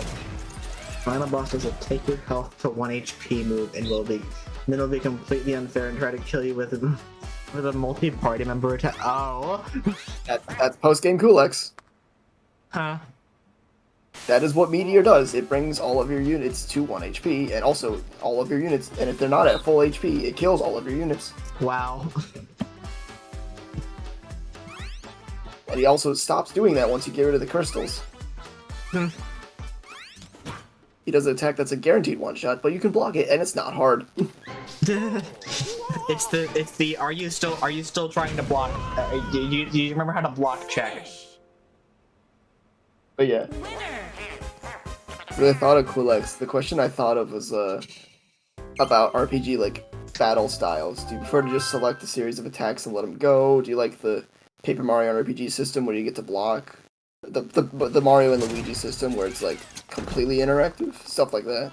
I will always like the Paper Mario style. Probably like I always like the Paper Mario style of being able to guard. I think I'm on the fence of liking how 64 does it compared to how Thousand Year Door does it, because both of them have very differing but also very unique strengths to each of them.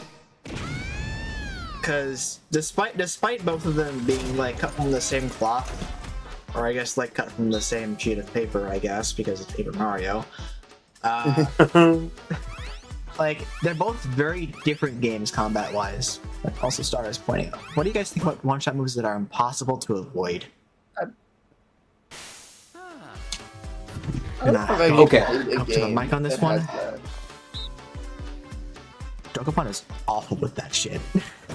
You know what? You're very right. I know it's supposed to be bullshit sometimes, but that kind of bullshit is not fun to deal with. No, it's not.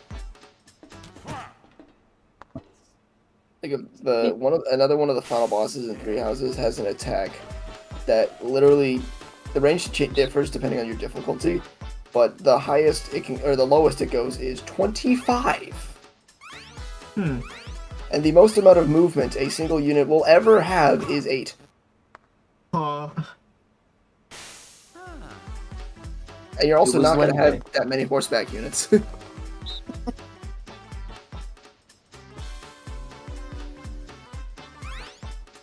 Yeah, no. I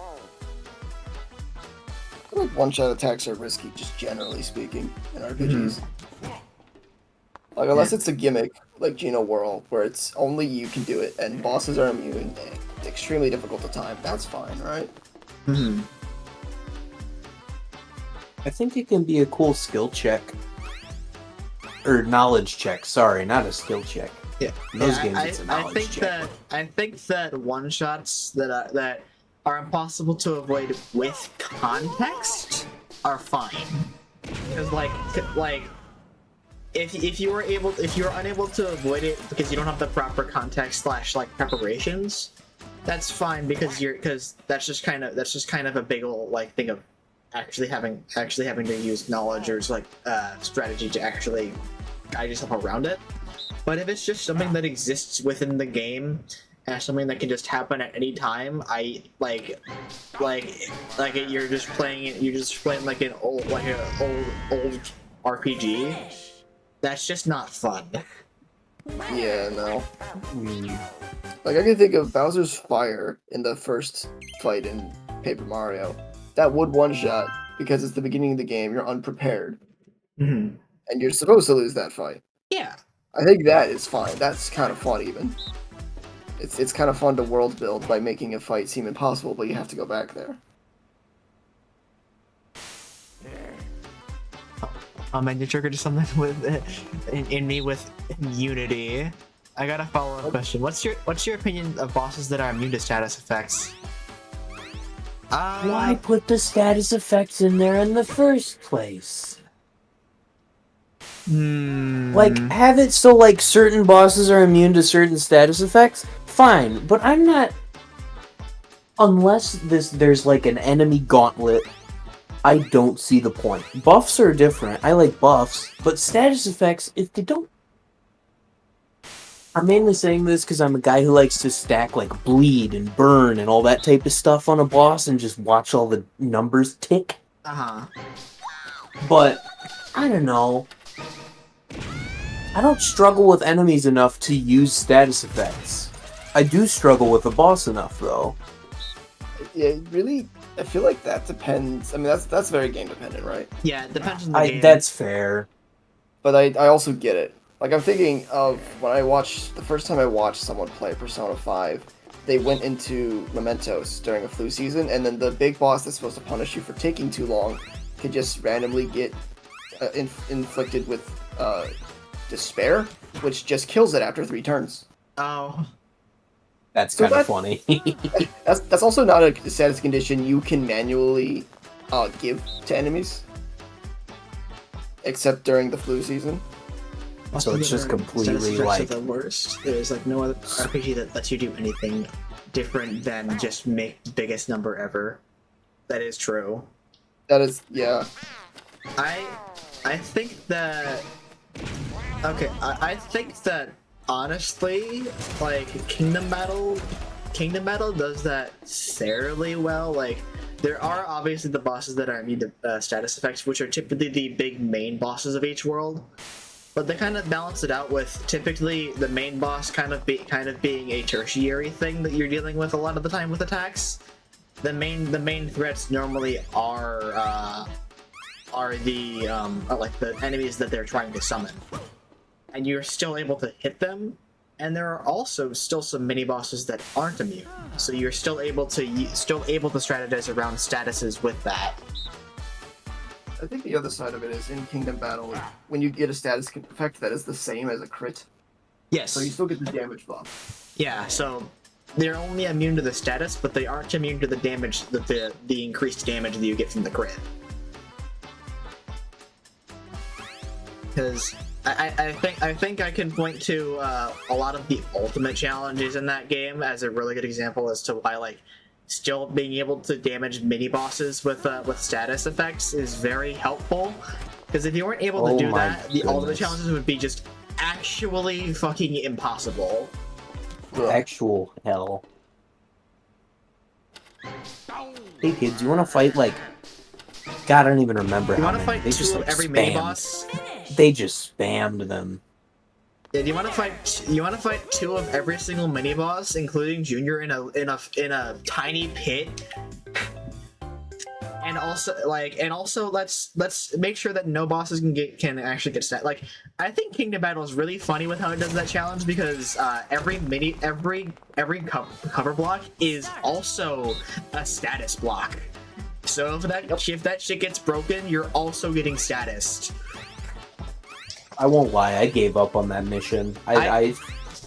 That's the mission that I did, that I went in with Rabbit, Mario, and Yoshi, and just ended up just having the greatest first turn ever because it's so funny. Well, all the explosions, I can imagine. Yeah. We do a turbo, not the boss. I have cancer build where I poison and pass turns blocking till it dies. What is that sentence? It's a big Pokemon VGC single. Come on. So I gotta keep on reading chat again. Yeah.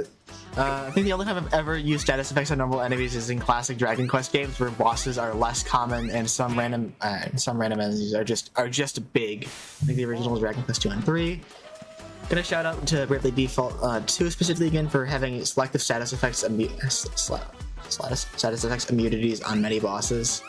Yeah, if it's selective, then yeah, that's fine because then it's more of just process of elimination on trying to figure out what still works and what you can still use. Like I think when it's selective status effects, I enjoy that.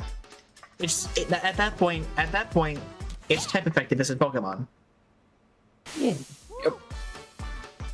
Like Persona does something like that too, doesn't it? Depends on the boss, but generally, if a boss has like multiple multiple targets, then they all have different weaknesses. Like the second boss in Persona 5 does that. There are like 4 or 5 targets, and they all have a different element they're weak to, and a different one that they heal from. Mm-hmm. That fight pissed me off. I didn't like that one. Luckily, I'm playing Royal on Switch, and Royal on Switch gives me the DLC for free, so I'm just gonna one-shot it with Myriad Truths. Comical. Actually, Royal also changes the bosses a lot, so there's more to that fight. It's not gonna be that free. Oh, interesting. It's still a multiple target thing, but it's pretty clear what their elements are. And it's not just the paint. It's not just the painting.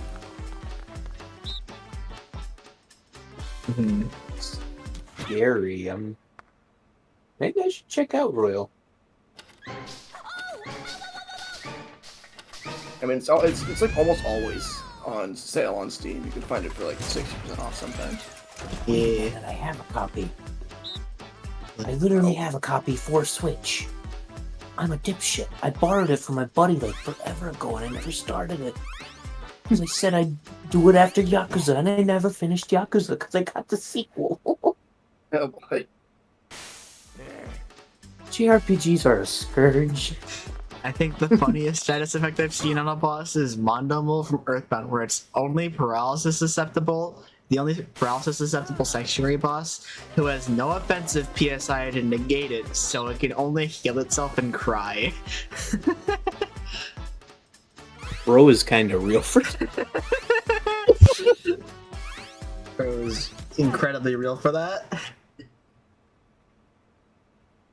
I did kind of want to mention Pokemon on the topic of status effects, because status effects play a huge part in Pokemon battles. Yeah, they do. And almost nothing is immune to it because it's type-based, right? Anything your opponent can do, you can do too. With the exception of legendaries, but yeah. even then, like, if there's a poison specialist, you're not using poison. And there are enough Pokemon that are partially poisoned that you probably can't really use that too often anyway. But then there are 4 other status effects, one of which is unreliable. You're never going to get it because it's only random chance. Thank you, Freeze. Right. But then the rest, Finish. there are moves that inflict them solo, Winner. and they all have uses, right? We talk about this disparity in wins, by the way. Like, holy Yeah, shit! it's kind of crazy. Like, You are not where having the luckiest night. What the fuck? I've gotten 2 of them, and they were back to back, and nothing else. That's crazy. I think it's just kind of funny.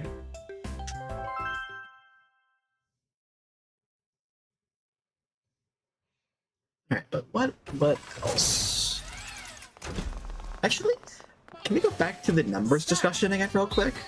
Oh, we're adding ice type sing in Gen 10 to be funny. Oh, that would. I think we have to. I think you gotta not. You gotta stop that. I think they'd have to just change Freeze for that to work. The funny thing is, they did. Muffin, I think you gotta stop talking for a moment. take a small break from the keyboard. Might not want to give Game Freak any ideas. Because you know how power creeping works. You know how power creeping works. In Legends Arceus is really cool. Because what they did, it's the same as Burn, but for special attack. Oh, okay. So it has the power of special moves. And does damage over time, which is way better than a 20% chance to thaw out at an even time. Yeah. David Muffin can back Or me never. up on my... If that could happen, you could never thaw out. Who knows? Yeah, you could be playing Gen 1. Yeah. Just never thaw out ever. Die.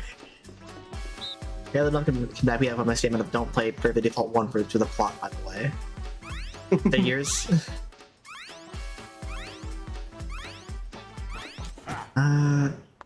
Yeah, could I real quick go back to the topic of numbers though for a moment? Because ironically, Paper Mario is also the series where you can make the opposite argument of where like how they do numbers poorly in that game or in Super Paper Mario. There's a reason why small numbers work. There's a reason why small numbers work when like in the other games, and the small numbers don't work in Super Paper Mario because since your level increases your power linearly, suddenly you're doing if you level up far enough, you're suddenly just not like the bosses become way too trivial after a while because linear scaling on your jump attack, which will like linear scaling in a small numbers game does a lot, especially with how frequent the your attack power gets buffed, and especially when you have a party member that just does double the damage that everybody else does, and especially when you have a pixel that also does double that damage. They did not account for that. I swear. What? Like, I sure do love Thudley, and I sure do love Bowser. I sure hope that Bone Chill lives a happy and successful... Oh, right, the boss is already over. Wait, Thudley? I thought it was Carrie. No, Thudley... No, I'm talking about how damage doubling works in this game. Since Bowser does double damage, and then Thudley does double damage as well, so you do both of them, and then Bowser just fucking murders. Carrie is also funny because of the fact that Carrie is just able to make Bowser mobile. But yeah. Oh. But yeah. Bone Chill's probably the worst example of it because, like, I feel like everybody who has played Super Paper Mario has seen Bone Chill, thought he was a really cool design. You do the Luigi thing of you wind up 3 times, you jump up to him. You do a bunch of damage since his head is right next to the fucking roof, so you do like 18 damage instantaneously every time you jump up to him. You do it again, and you do it again, and suddenly the boss is over within 20 seconds, if even that. Chapter 7 boss, everybody. What is silly? Does that game have a difficulty patch? Difficulty patch? I don't know. I feel like the difficulty patch could just be, can you beat the game at level 1? Just turn on a no experience Gecko code. You're probably not wrong. Real quick, go get a drink. I will be back. Okay. Here. Winner. As a reminder that Bowser's also the only zoner of the party. Yeah, that's true. That game needed power-ups or something like that. It needed to not make you linearly skill on your attack stat. It needed to not be a platformer, frankly. Frankly, yes, you're 100% correct. I don't understand what the... Like, okay, one of the best plots in a Mario game, hands down. With the gameplay, like, considered into the mix, I frankly can't put it above, like, a 7.5 out of 10. I don't know. I haven't played too much of Color Splash, But honestly, with the gameplay, with keeping the gameplay in mind, with Super Paper Mario, I think those two games rank very similarly to me in how much I want to play them. Colors, that's an interest. Huh.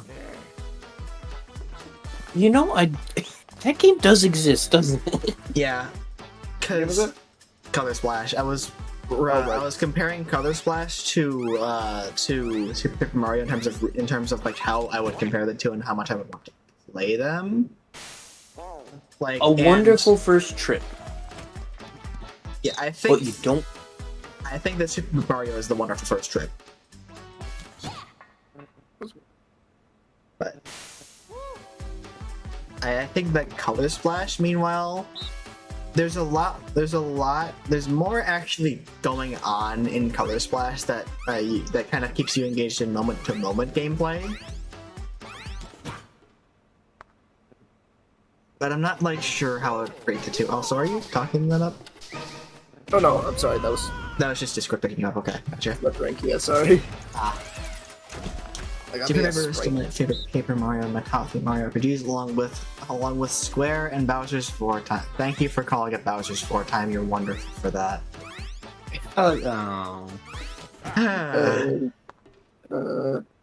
Yippee!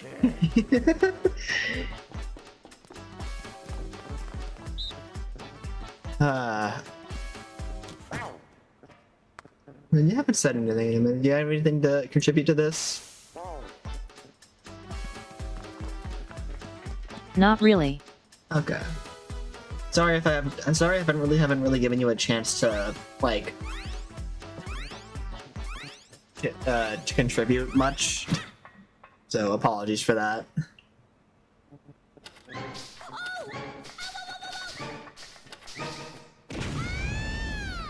I think your mic's doing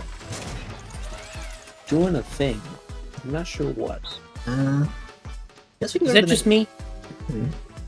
Maybe, I think it's just because like he said he's drinking something.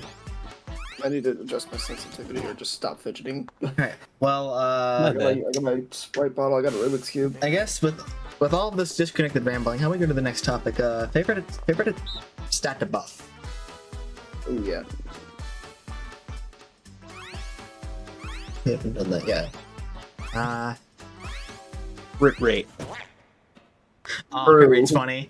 We love specking into Lucky in this house, or into stash points in this house. Can I talk about the skill called Wrath in Fire Emblem? Go for it. Shoot. If you are below a certain amount of health, I believe it's half. It's just plus 50% crit rate. That's wonderful. Holy shit. Wow. And if you build your characters right, you can pair that with Vantage, which if you're below half health, you go first. Always.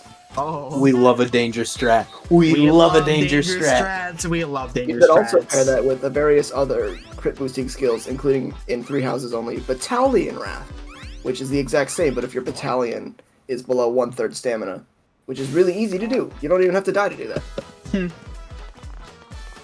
So you just get guaranteed crits while going first always as a defensive play, and you just win.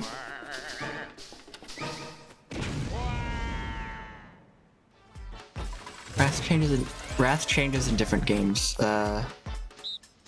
It's the most fucked one because as long as you go second, you instantly get a crit, and one of your starting crazy, axe actually. bros has it. That's kind of crazy. You can do a lot of reclassing in 3 houses, so I don't think it's possible to get the Vantage Wrath combo in too many games. Like, you can probably do it in Fates too. Fates is weird because it had a multiplayer system, so it did a lot of class. Basically, everything you do, it could be any class if you played your cards right.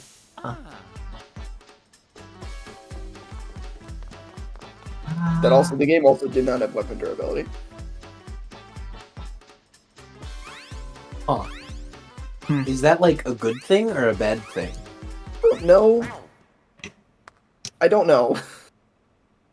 Because on one hand, it lets you spam your busted legendary weapons that have 1 to 2 range at any given point. And on the other hand, it means you don't have to waste a lot of money. Yeah. Thracia has many fucked up and evil options in any FE game if you know how to game the system. Is it Thracia or Thrashia? Oh, I have no fucking idea. Your ass has durability, but you can repair weapons. Very true. And the materials aren't like super difficult to come by, except for like the divine weapons.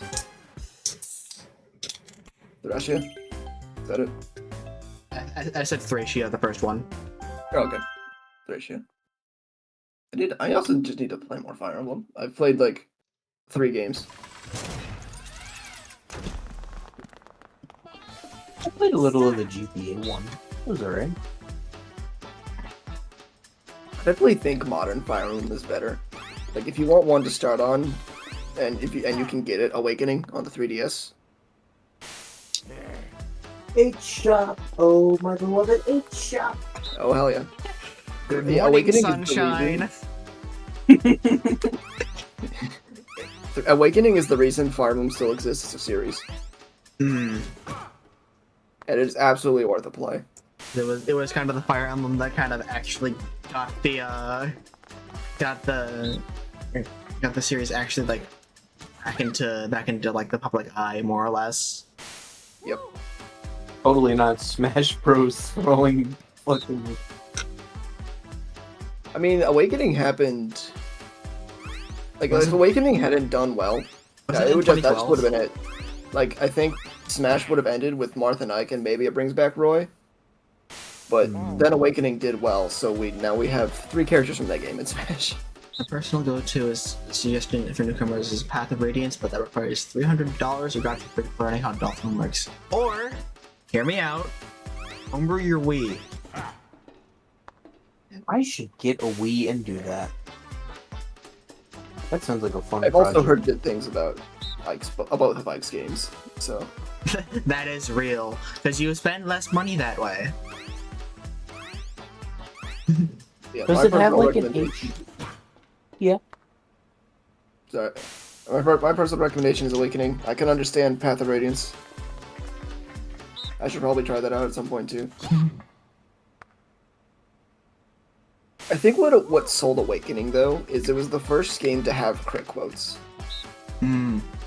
So that really sold it because you have like Super Stoic Knight and he just says pick a god and pray. Oh, that's where that comes from. Yeah, it's from Frederick kinda and goated. Fire Awakening. Yeah, that's pretty real.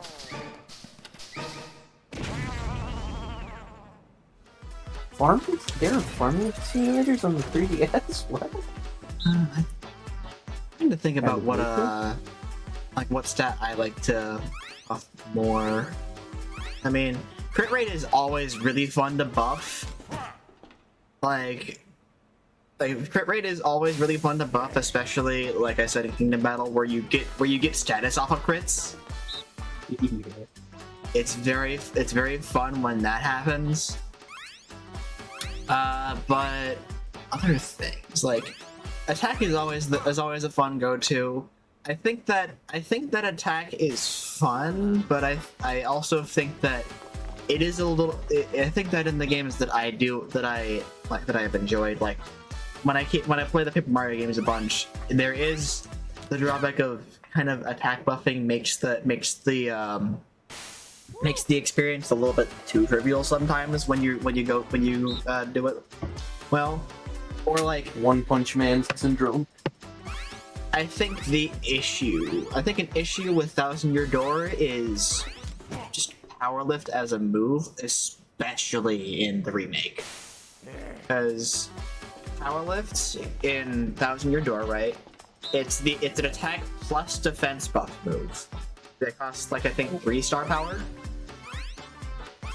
And that attack and defense buff in the original game typically gave you around either +2 and +2 for attack and defense, or +3 and +2 for attack and defense. Potentially +3 and +3 if you're really good or really lucky. But in the remake, you will almost always get a +4 and a +4 from both. Which doesn't sound like that all too much, but you remember this is a game of small numbers, and plus like an extra +1 or +2 to both sides is insane. It is absolutely insane, and I tend to just avoid using Power Lift because of the fact that it kind of, and especially in the remake, it kind of trivializes a lot of things in the game. Especially if you have quick change, because when a partner is not active, any status effect, status effect, positive or negative, that they have on them will not decrease in turn count, which includes Power Lift. Oh no! I saw where that was going. You can keep a Yoshi in your back pocket that is in peril and power lifted.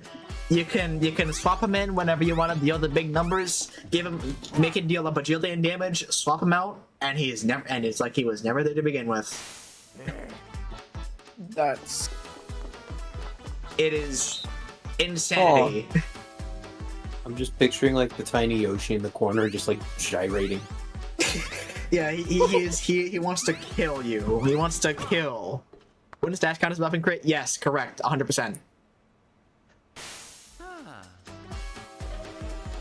I appreciate that Brothership gave me the boon of having a badge that, or having an equipable that just doubles your crit rate as the reward for doing the whole volley challenge in that game. Ah, you found that. Oh, yeah. Which, very funny. Luck maxing Luigi with that. I did that from the start of the game. Little insane, I must say. You know, I picked Stash as my first rank up for Luigi, so he is already at like almost 60, and I'm only like Boomerang rank. Hell yeah. I didn't do any of those when I did my rank up. I just did easy experience first, because Can we still talk about this for a moment? What's up? Oh yeah. We are 42 games in. Is something wrong? Isn't it usually like isn't it like a 25 split usually? I mean, something like that. I mean, but it's not usually this. Averages tend to dictate that things will typically stay around the, like, things will tend to average out. But this is, you know how the saying goes: if there is a statistical anomaly, you'll find it on the social experiment. Whether it be from Letup or any of us three just finding a statistical anomaly. A lot of the time it is Letup, but sometimes fellas, let's all throw this. How do you throw this? How do you throw this? Excellent question. I'm not sure. I'm gonna it counts the pure win either way. Is that how this back up in goes? chat real quick. Yeah. The big brain move is when games allow you to spell break weapons like Final Fantasy V, or make you more likely to status someone. Reminds you of some Dragon Quest 11 using Eric and so characters that can use knives. To use the knife move that poisons an enemy on a boss, the knife attacks, which does 6 times damage to poison enemies. That's funny. 6 times? Damn. That's a lot. Like, there's an ability in Pokemon that gets you guaranteed crits on poison enemies, but that's not 6 times. Yeah. I mean, it's funny. That's just you playing. It's just you playing tag and making rules as you go. It's just like, oh, like you're actually no, you're playing like you're smashing 2 action figures together, and then you bring out the like, oh, but I'm doing like what do we even call it? Like the, oh, but I cast the kill you button, no dodging. Casting sun in rock paper scissors energy. I'm getting. Yeah. One stupid build in Bravely Default that I ran from late game way through the final boss was a Spirit Master, aka Better White Mage, that could not attack. That could not attack and wore 2 shields. She tanked better than my DPS Knight classes. That's funny. Invincible white mage.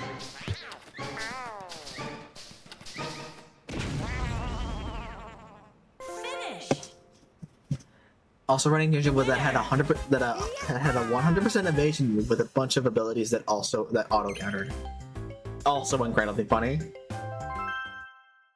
Evasion as a stat upsets me. There's nothing Yeah. wrong with it. I just don't like it. I fully understand. Start. Just the chance that sometimes a carefully planned setup could do nothing is infuriating. I suppose there's a reason why evasion is kind of is entirely banned from like Smogon. Yeah.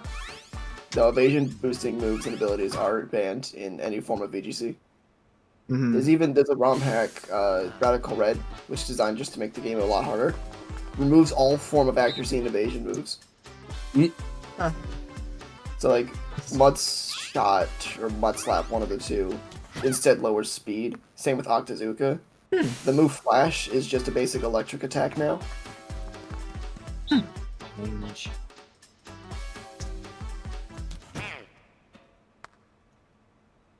But yeah. And there's also funny moments like that in Fire Emblem, where you pay attention to every small number. Like, oh, I had a 97% chance to kill this enemy. I missed. Squints. Fire Emblem moment. Look, see, when it's not 100%, there's always that chance. Yep.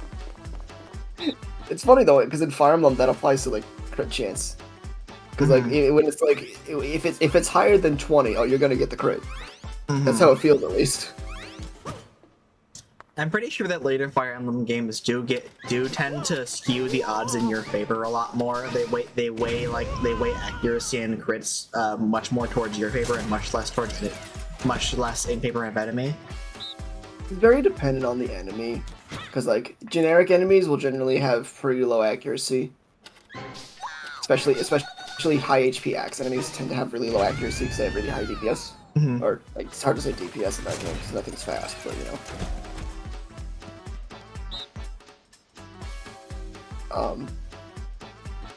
They do too in the system in modern games, but crit is true. Okay. Basically, it means anything over 50 is more accurate, and anything under is less. Okay. So they roll twice, more or less. Is what you're saying?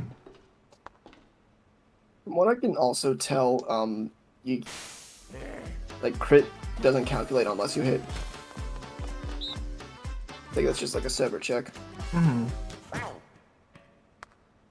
Because crits never miss. The thing is, crits also in old games didn't happen if you weren't doing damage. They do in Three Houses though. It's really funny to see a crit do 0 damage. Oh yeah, you did so much with that 0. That was the best 0 of your life. Oh yeah, good dodge, Ash. Now hit that guy for 0. You got 2 crits. You got 2 0 damage crits. Good job, Nice. man. Good job. You did the double backflip, but you landed on your ass, unfortunately. He was on a horse. Bare-fisted berserker is doing more damage than my full armor plus giant sword knight. That is incredible.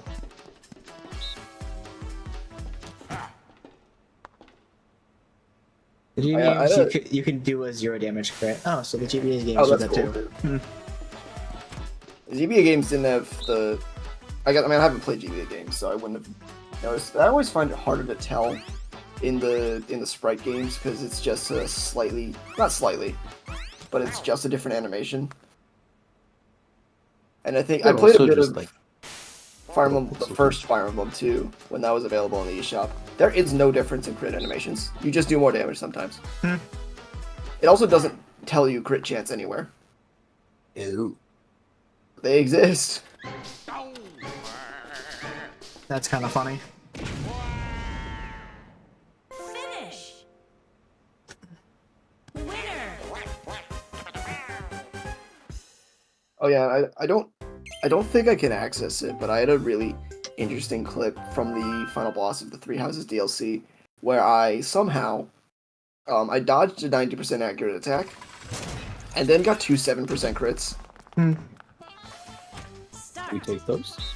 It's the only reason I didn't struggle on that boss as much as I'd seen everyone else do. Google Games. Scary crit formula where the other games do 3 times your damage after calculation. It multiplies. Like, wait a minute. It multiplies your attack by 2, so you can Plink Armor Knight and then crit him for 15. That's funny.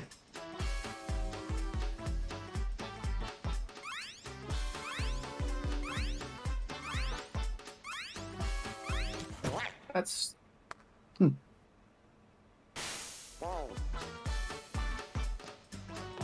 Do we? You know what? Do we name this? Do we name this this Blastcast the Statistical Anomaly Blastcast? Because I haven't gotten above 3rd in a while. Maybe this one, the Statcast. That's it. That's the one. Also, the crit animations in GBA are really over the top, so you always know what is happening. They are. That's. I've played like a little bit of Fire Emblem. I think it was called Blazing Blade, but in the localization, it's just Fire Emblem. Fire Is that the one on Emblem. GBA Online? Yes. Yeah, that's one I've played. It is just Fire Emblem.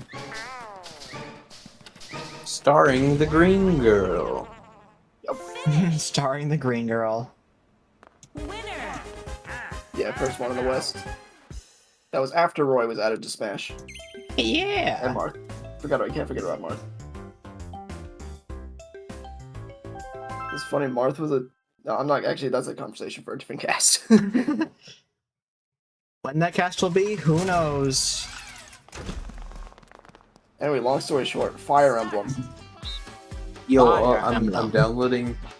downloading Awakening. I'll let you know what I think. Hell yeah.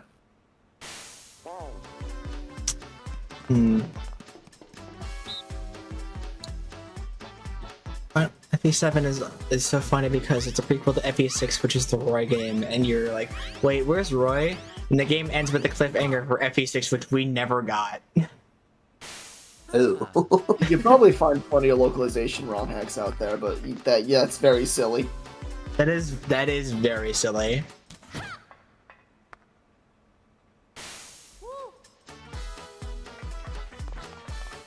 The thing that's funny about the barehanded berserker build I described is because she has no weapon, no enemies so far have any sort of fist resistance. That is pretty funny. Yeah, every FE game has a fan translation. 3 just got a new one. Neat. Which one's 3? I always hear people refer to them by numbers, but I don't actually know numbers.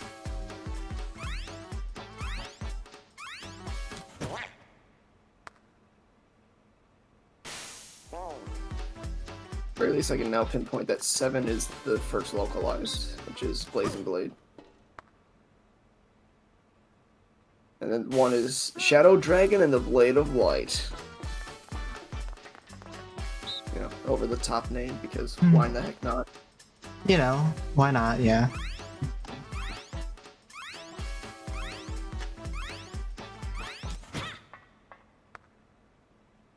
Mystery of the Emblem. Okay.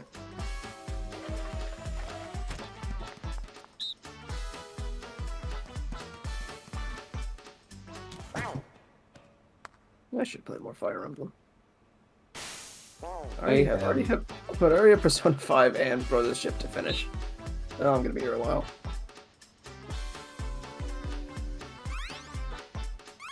What? Brothership. Okay. When I thought Brothership was going to be over, I had like 10 hours to go. Oh, wow. Wow. I'm gonna be so real. Like, settle in. It's a long one.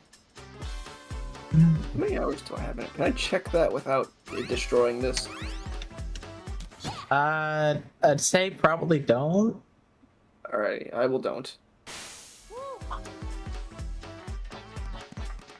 Yeah, Brother Man is so long. I know I've got a long ways to go with this one. Yeah, I just got past the 3rd, like, major checkpoint. The game is either going to feel really long or really short from here on out. I've seen both opinions. It's interesting. Yeah.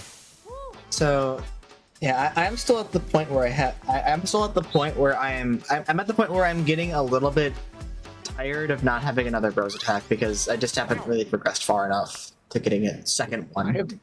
I have not gotten one in a while. I also barely. What's your most recent one? Out of curiosity. The first one. Oh. I'm at another point where I have to make like a big gameplay decision for what I'm gonna do next. Yeah. Hey guys, I got another win. I make both. Yay, you got three. It still doesn't explain. It still doesn't explain this. I'm scared. Not.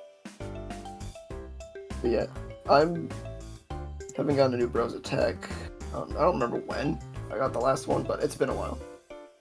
I'm gonna put this What's in the- production chat real quick. Be really vague and kind of funny about it. What's the latest one you've gotten? Returning ones. Okay. Okay, I see the vision. Start.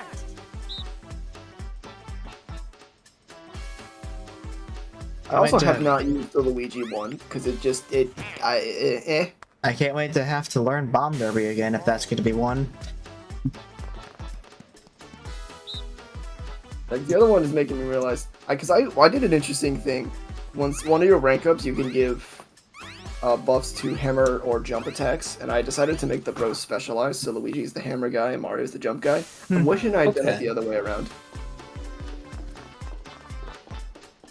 Oh. I see why.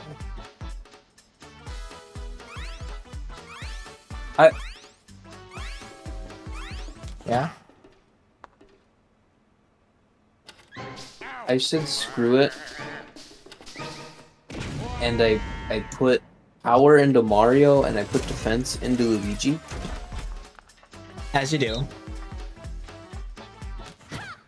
Fellas, I don't think Luigi died endgame. Luigi typically is just kind of the damage sponge of the game. I love how they specialize him. Yeah, I try to do as balanced as possible, with the exception of the hammer and jump specialties that I've done. I remembered for my second run through of Dream Team, I ended up inverting the roles of the bros, so I made Mario the tank and Luigi the powerhouse. Ooh, how'd that go? I'd say it made the game. I'd say it made the game marginally like easier because the main reason I did it that time was because of the fact that the Dream World goes off of Mario's health. So I want it. So if I'm just going to purely make Mario if I purely make Mario powerhouse again, I'm gonna have fucking nothing to work with in Dream World. DPS Crit Luigi is the funniest thing ever. That's also true. DPS Crit Luigi is so funny. Yeah.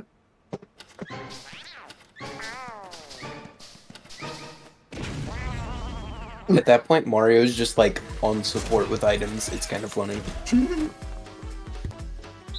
Mario's the one that acts first. Yeah.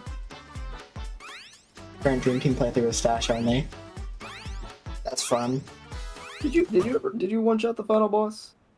I did do a strat where I one shot the final boss, and it was hilarious. In Dream Team? Yeah. What the fuck? Yeah. Bad boost, because you can go into that fight with bad effects. Yeah, with all 4 badge effects. If you're able to, just think of stat biases / predetermined classes. Stat bias, like, I feel like it's like I get it, but it kind of depends on the game. If there's a lot of things to choose from, then I kind of get it. But like, I always like having flexibility when you have less. Like, if you have less options, then obviously flexibility is really good. But it totally depends on the kind of game you're kind of playing. Yeah, that's kind of something I can talk about when it comes to Fire Emblem, just generally speaking, because there's like I don't know the terms. Taylor Muffin might know, but there's like a handful of like categories for units based on their stat growth. There's stat growth that are very depending on the character and then depending on the class. And in old games, every unit was like pre-built. You could sort of change them around, starting in Awakening and Fates. At Three Houses, you just have full choice. Characters have like their strengths and weaknesses and weapons, but you can still choose what you want them to be. And I have a file that I haven't played much of, where I'm intentionally training everyone to their weaknesses.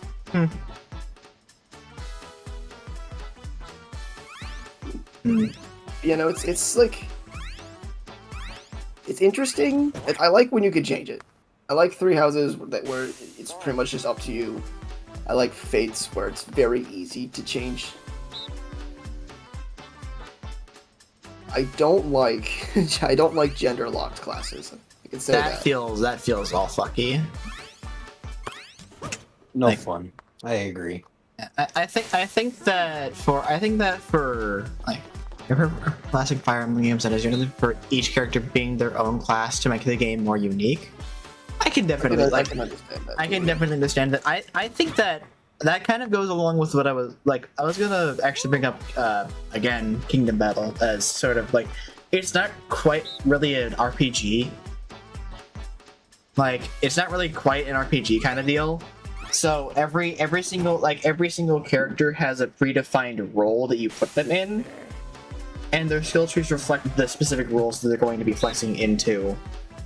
That kind of goes with Sparks of Hope as well, because the skill trees are just like everybody has a predefined role, but you have but you're able to like go into that role and kind of make your team load up based on what kind of roles you have. So it's not like the flexibility comes from the amount of members that you have rather than each individual member themselves. Like and what you can do with them in terms of flexibility. I think for Mario and Luigi case, being able to flex between stats and all that is very good. Like that's the kind of the reason why why the games work is because you're able to really hard flex into different stats. And it's fun.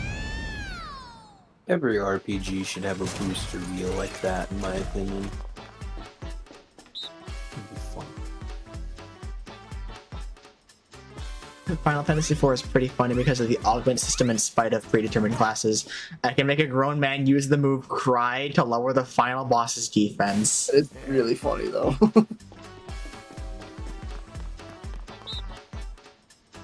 That Where is does somebody pretty start? funny. With like the Final Fantasies, have any of you played one? I've played like an hour of 7. I just haven't. I'm with you there, Lena. 7 just, I don't know.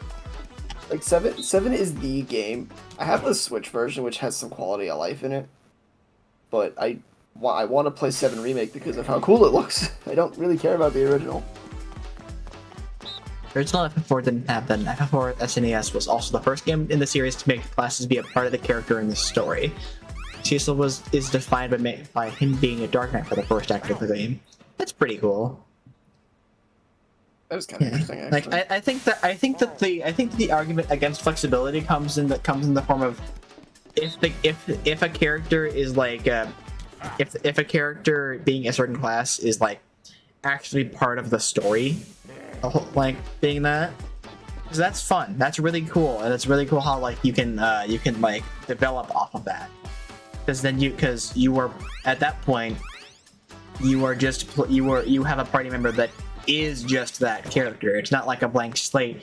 It is a fully realized character, and you are now using them in the way that they should be acting and behaving in terms of what their role is, and that's cool.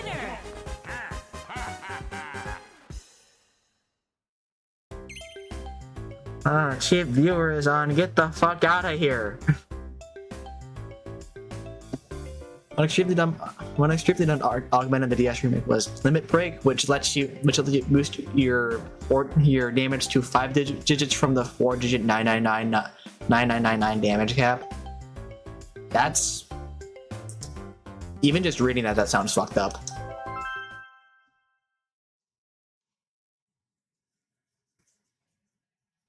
Like, that sounds superbly fucked, but it sounds really funny. Start.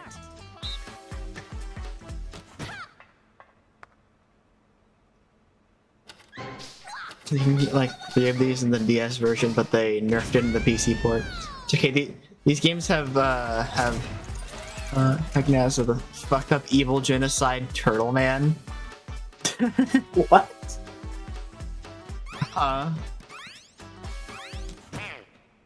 You only get 1 per new game plus. I guess that makes sense. Did this game about Bowser's Big Blast just start, and did 2 of us already just go out? Yes. Yeah. Nice. Let's see. Demolition Can Derby, it make it a be- 3rd. Oh. Aw. That would have been funny. Eels.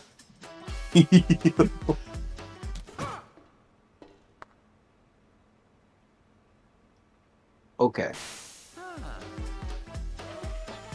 Yeah. I've got a niche one. Okay. How do we feel about RPGs where if the protagonist dies in a fight, you just lose? It depends Have on we- how important they actually are. Fuck you, I hate those. That's... Yeah. I agree. I hate them. See, Yeah. I think it depends. Fire Emblem does that a lot, but it also lets you pick casual versus classic. And in classic mode, which is how a lot of the old games run, you don't have a choice. If a unit dies, it's dead. You don't get them back ever. And of course, if that ever happened to one of your super important characters, well, the game's instantly over because they need to be in every cutscene from that point on, right? So can you like just run it back like a turn or something? In Awakening, which is I think the first game that has casual mode, but I could be very wrong.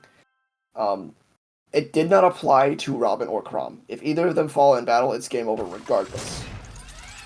Ew. Good to know. But Start. when it comes to Fates, the next game over, it only applied to Corrin in classic mode.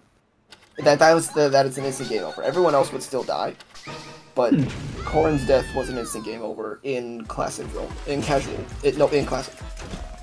For the first time, and that also applies to Byleth and the House Leaders in 3 houses, in classic only. In casual and Fates in 3 houses, and I think in Engage I haven't played that either. It doesn't matter. If you have to lose you lose by having your whole army die. Right. Makes sense. Going to put There's one level in the 3 Houses DLC where you do actually have to get all of your units to an escape point, even in casual mode. And one of them has 4 movement, which is the minimum. Oh no. 3 Houses has the run it back, try again gimmick, and even then, I almost game over in that level. Going to pull out my good old frenemy Final Fantasy XII Revenant Mix for the DS, a real-time strategy quote-unquote RPG. What do you mean Final Fantasy XII was on the DS, not a main console, and it was also a real-time strat? What happened with those games? What's going on? The What first was game an that MMO? has What- casuals FE12, New Mystery of the Emblem, also starting with Forgot about Shadows of FE15, Shadows of Valentia. There was a thing that lets you rewind the game. Generally, most games are hard to come by, and thus games tend to emulate them. So it's common practice to save state religiously, so your favorite warbo doesn't die. The only game I don't really do this in is the first Fire Emblem game, since it was explicitly made with permadeath as a feature, and it's not as debilitating as other games. Okay. There is a unique. I played a little bit of 1. There is a unique line. Like when Sita dies, she has a unique dialogue, Start. but the game doesn't stop. Don't know about Marth. He's kind of actually powerful. I had FF12 as a kid, and I thought that was all Final Fantasy games were like, because that was my first. A requirement of many of the missions in FF12 Remnant Wings is X unit must survive in a game where you have units you have units you can regenerate. So you can have like 50 henchmen and 5 quote-unquote leader units, but if one specific unit dies, the whole mission is over. That is kind of annoying. That is very annoying. That's kind of funny. I think that I think that in the case of like one member dies and the whole party dies, I think I'm kind of in a skewed position on that fact because Paper Mario, like it makes Mario. sense for in the case of Paper Mario where even in Thousand Year Door where you have partner health, it makes sense where if Mario dies, the partners can't carry it out for you because like Mario's the one that swapped them out anyways as well. And also the partner health, if you had to go through all of your partner health as well, that would make an incredibly lame game because by the end of the game, Mooney added block term. Mooney, you're the GOAT. Thank you. But yeah, as I was saying, like your partner health by the end of the game, by the way, like the total amount of partner health by the end game with max rank is probably over 200. So if you had to go through all of your partners as well, that would be incredibly tedious. Even just like go through it, because like imagine you're stuck with a partner that is like Coops, hinge grounded enemies only. Oh hey, the enemy that you're fighting is a spiky Parabuzzy, by the way. Can't hit that motherfucker. What do? Fuck you. You gotta super guard the whole way through then. Die. Ooh. Yeah, I can also very understand the dislike because when I think about Fire Emblem, like your Robin and Chrom are some of the most powerful and most used units. So obviously you're gonna send them to the front lines, but if they die and it's over, better wish you had sent the other units forward first. Everyone but Marth can you'd still be able to continue. Makes sense in the Fire Emblem almost being the only one to write history and those slain are lost to time. Yeah. If it's a game where all the main slash leader types are competent, why does the main character syndrome mean game over if the other guy can clutch it out? You can just get unlucky in this RG target. Yeah. I think in games with specific kinds of with specific like every party member matters pretty equally. It doesn't make sense why if main character dies, everybody else just can't go on without you, I guess, or just faints in the party, more or less. Oh, yeah. In Persona, it's like you feel bad. Yeah, I don't like main characters dying in Persona because I think it's generally dumb, especially since you have revive by. True. I understood that was the thing in Persona, and I was like, wait, why? Isn't everyone like kind of equal value in that game? All of your party? Why does your main fellow dying just cause everyone else to just like be like, oh no, our invaluable leader, we can't possibly go on and use any of our revives on him. Oh, that's so tragic. Oh no. It's like even kind of annoying in Persona 5 before you have the other navigation characters. Morgana does the navigation, so when he dies, he gets right back up and jumps back just to talk about, oh hey, this enemy is weak to that. Like, bro, get back in the fight, you can stand.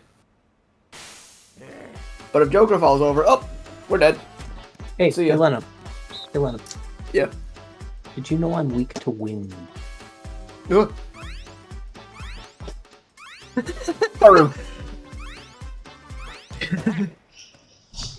That's all. You know, the FP Lords in the first games were some of the best, if not the best unit in the game, and so are ones from Awakening onward. But during the middle of the series, Lords were much weaker, so you actually have to care for them. Shout out to FP4 Genealogy Secret for being in contention for the strongest unit of the series while being the lord for the game. I don't like main character dying. Yeah. Yeah, I think that Fire Emblem has a good reason for that contextually. So I think FE gets away with it just fine.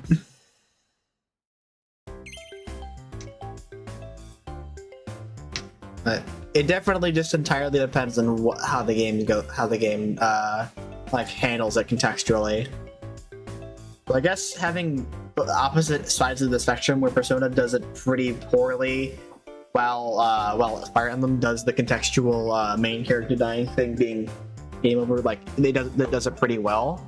Like it matters on the context and how much sense it actually makes in the game that you're playing, and how much it will actually like keep you engaged or just keep you like kind of, you know, contextually being like, yeah, this makes sense why this happens, rather than, what the fuck, guys, you can keep fighting this guy, you don't need this man as much as you think you do, you can clutch it out.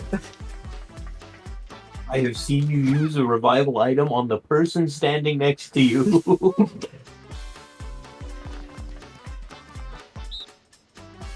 Like, imagine for a moment Mario and Luigi, but if Mario died, Luigi's just like, I can't do this shit no more, and just game over.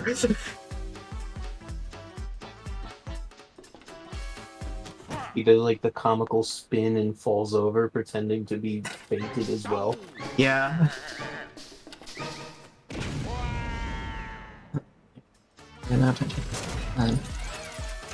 The Titanian Path of Radiance is important to the story, and if she dies, she ends up retreating.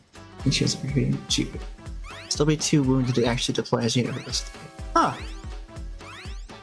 There are a handful of units in the entire series that do that. Like, I think Gunter in Fates is the same, but specifically in Revelation. The game has 3 different stories, kind of like 3 houses, but you have to pay for all of them. Wonderful. And then also, in 3 houses, because, excuse me, eats no bears. In part 1, you're in a student era. Most of the characters actually aren't even adults. So if they die, they retreat, but then you can't deploy them again, and it just says that they die sometime after the war starts, in the 5-year time skip.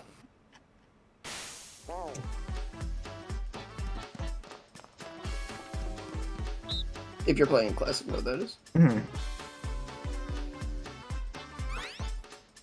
I don't think 3 houses has any characters that are like too important and can't die.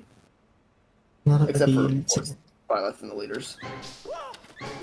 A lot of FE units in older games are adult and they can die just fine. Seraphim Thrashia is a literal 12-year-old. You can send her to get mauled by pirates on her join map. Yep, I lose a lot weird sometimes. Yeah. But 3 houses does it though. No one dies in part 1.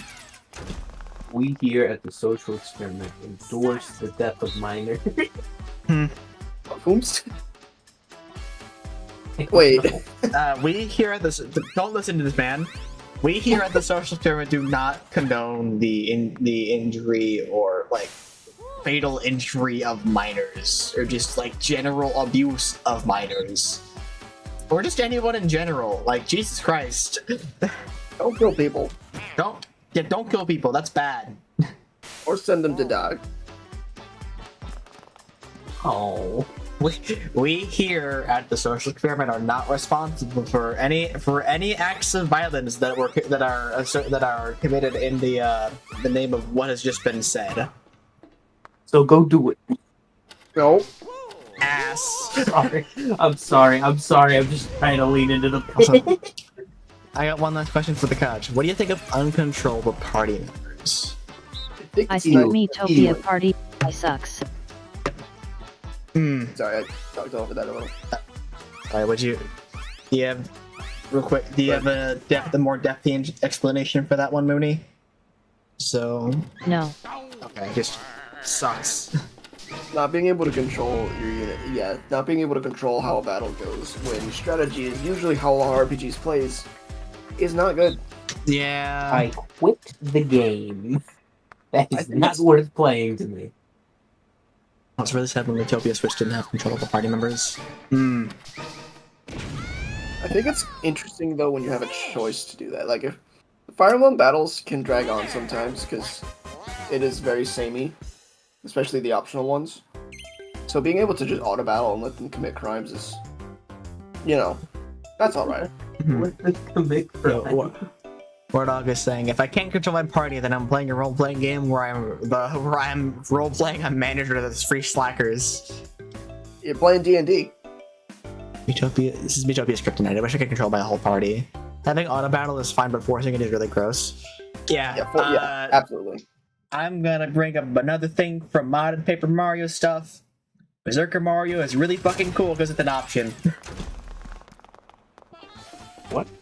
So, starting with like a lot of Mario ROM hacks include an unused badge that was in Paper Mario 64. That badge is called the Berserker badge in a lot of these ROM hacks because what it does is that it removes your ability to actually like influence what Mario does for each turn. So he attacks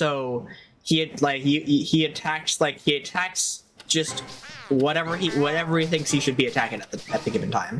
Doesn't matter if it's spiked or if it's spiked or if it is like if he can't like actually like he'll get hurt or whatever. He will attack whatever's in front of him with either a jump or a hammer. The boon is that you get like +3 attack, which is really strong. So it's a very funny option for the game to just have Berserker Mario in the game because you're still able to do action commands just fine with him. It's just that you don't have control of what he can do. And since this is also Paper Mario 64, you can't use items anymore either. So it's a very hard commitment, but it's also a very funny one if you can figure out a strategy with it. Because +3 attack is still pretty good.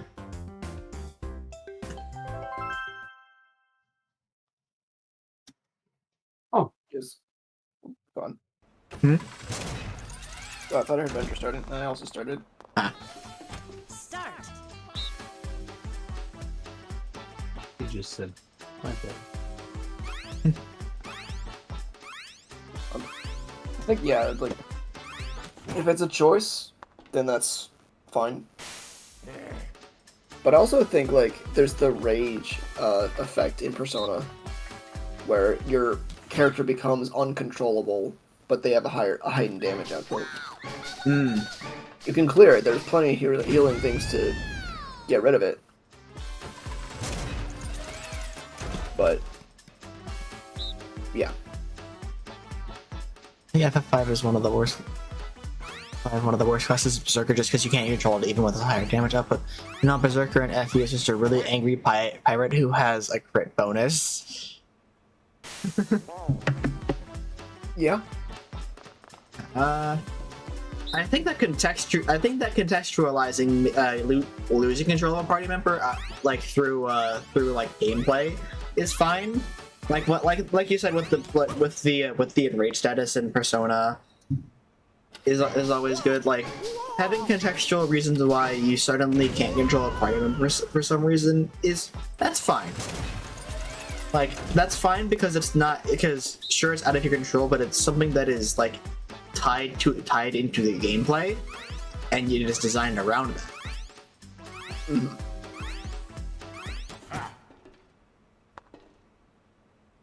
I think Bowser's Inside Story had a neat balance for how it did Bowser getting enraged, because it didn't outright make you lose control of him. It just made him deal more, but also lose a bunch of defense for it.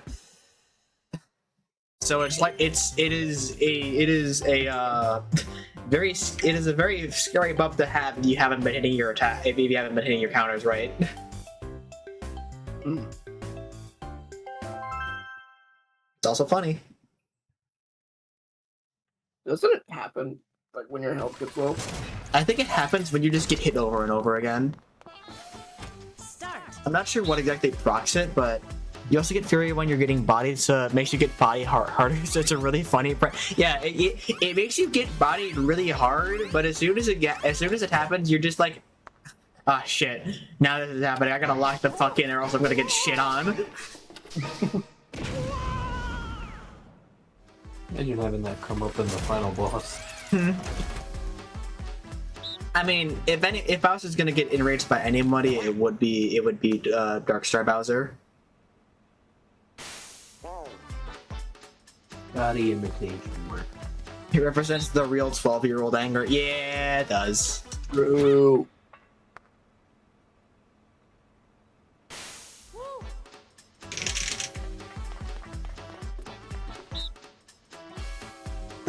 We've been going on for almost 3 hours now, actually. Wow.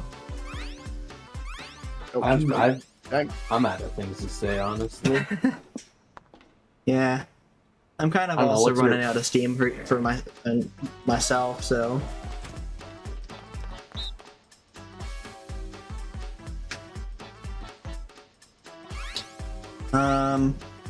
Satisfied. I suppose I can circle back once more to the numbers topic, because I've been given a lot of reasons as to why I enjoy it, but I also should probably give at least a few reasons as to why you have to be careful with numbers, with like low numbers.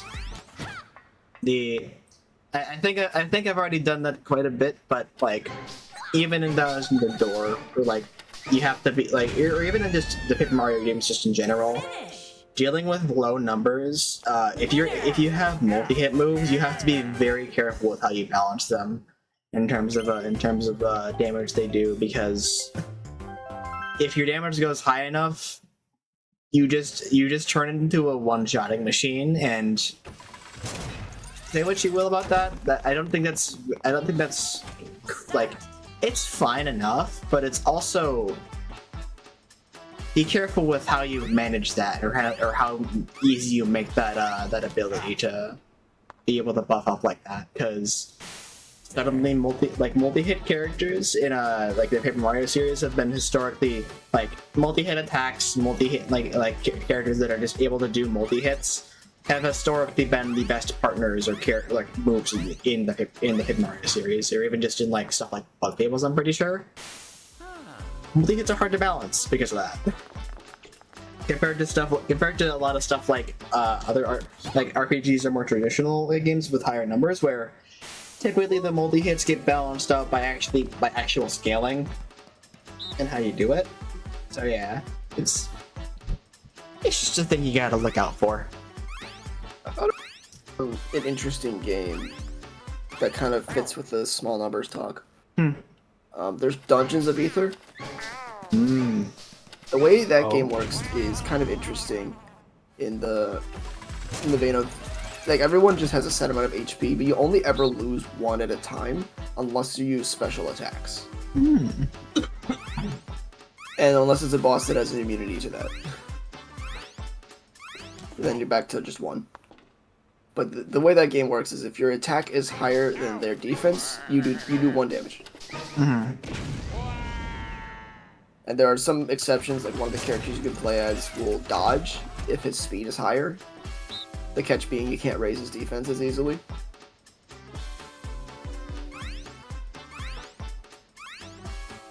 It's kind of interesting in that regard. Like, it's just strict.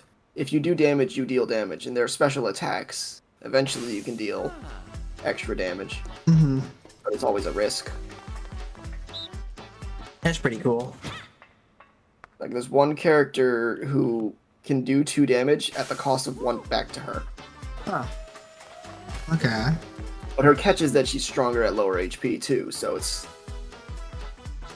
an interesting risk-reward situation.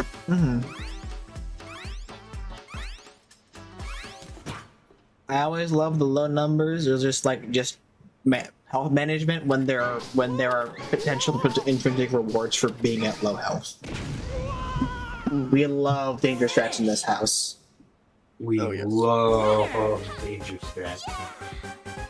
It's always very fun risk reward. Alright. Fellas, I got some great news. Yeah? What's the We've great officially news? all hit 100 wins. Yep. Oh, I finally did it. Yay. I was at 95 at the start of this, and I have only just now hit 100. God damn. Alright. I'd say, I think we've milked this this cast topic for long enough. I think it's high time for us to end this off. Good night, chat. Fair enough. We do one more Blastcast, sure, like one more Blastcast game. And one more blast.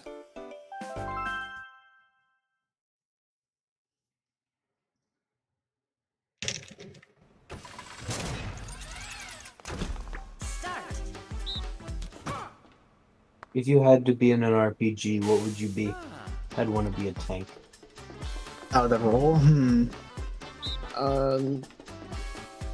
don't know, I kind of like magic and swords. If there's ever a class that's a mix. Spell But if I had to pick swords, one, this- swords. Human fighter.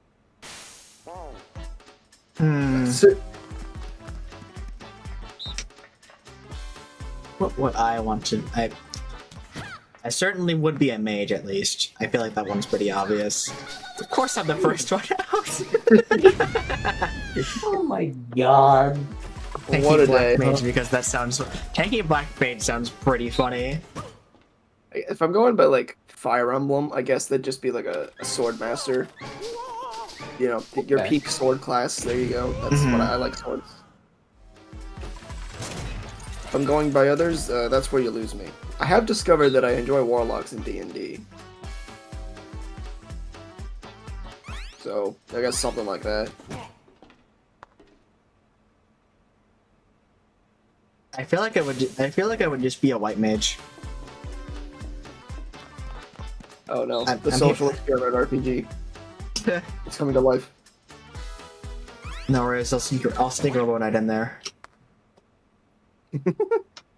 We have to do a Metopia campaign, and each of us is in one of the like sections of the game.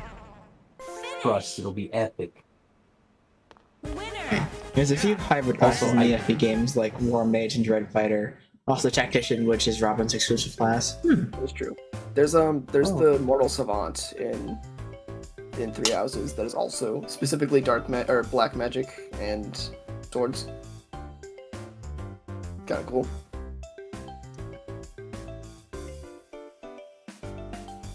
Then I don't get to use Astra, which is like one of the coolest skills in the game. I think that whatever Wait, what? class I want to be, I just want to be able to have a gimmick of being of rolling dice, because dice rolls are always fun.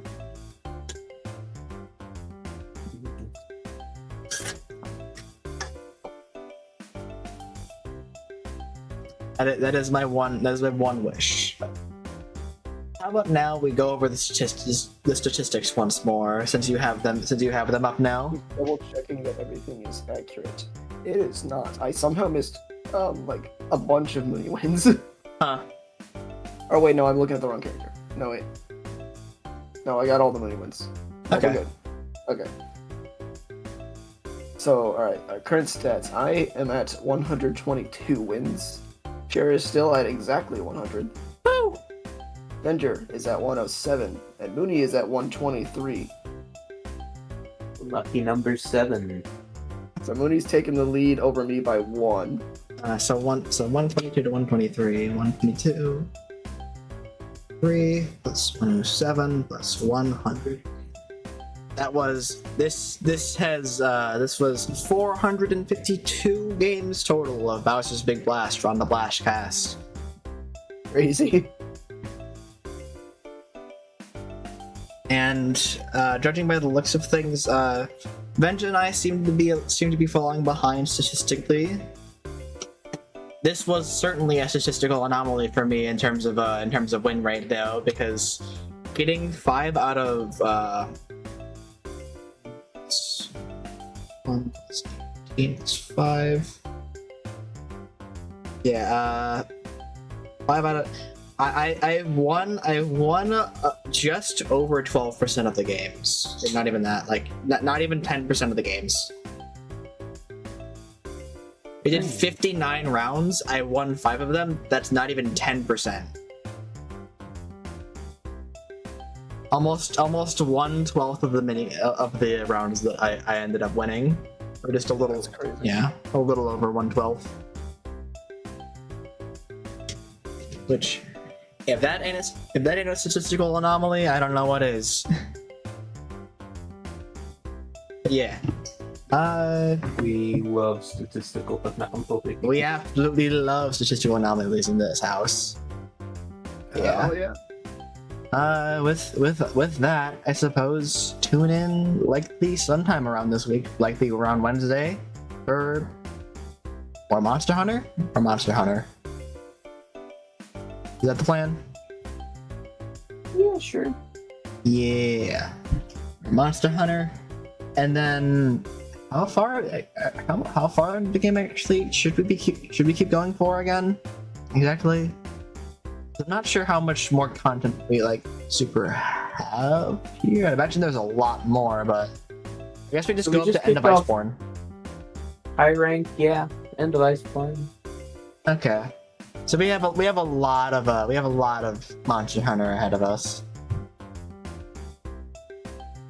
And again, if we ever feel like alternating with another game, that's fine. I'm not against that either. Yeah. I think perhaps sometime around this weekend or the next weekend we could do something for around the holidays, because Christmas doesn't quite land on the holiday season at least. So Christmas is actually exactly on Wednesday. So Oh yeah. Funny. I know. I suppose for that Saturday stream we could do something for for the holidays coming in, or the holidays having come and us coming right into the new year. Is there a chance we could do something that Friday instead? The 27th? Because my family does we do a winter trip every year to my cousins, so I wouldn't be able to stream the week until I'm home from New Year's. Okay, so we can definitely do something the 27th then. We'll plan something out. We should plan something big, but we will figure that out in due time. I have no idea.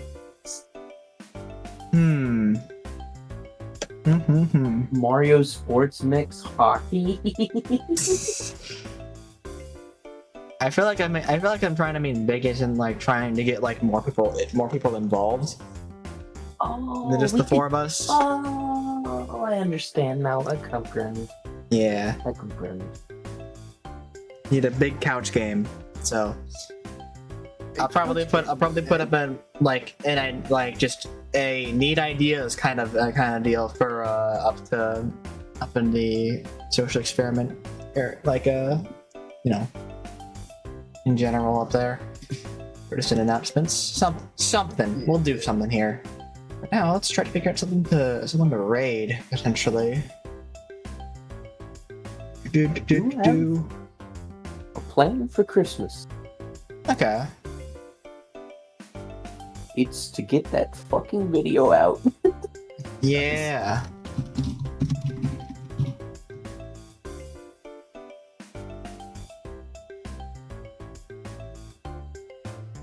When you can, please send me I got you. Thank you. I'm not trying to be pushy, but thank you. And there's still a lot going on today. I'm sorry. No, it's completely fine. I kind of registered that and I felt bad for it. Okay, it's all good. Okay, but I don't know who to rate, so I guess have a good night, everybody. Have a good night stream. I'm glad. Thank you, Taylor Buffin. Thank you, Star. Thank you, War, all for just tuning in. I know that Rengi had to go away, but I also thank him very much for tuning in on the stream. Thank you all. You all have a wonderful conversation. Night. Wonderful this was a wonderful conversation for all of y'all. Yeah, and of course I should also be thanking my my wonderful show, Lena. and Mooney for showing up and contributing to this wonderful conversation about RPGs. Bram blam. Play Yakuza 7. It's pretty fun. Do you have any parting words for us, Mooney?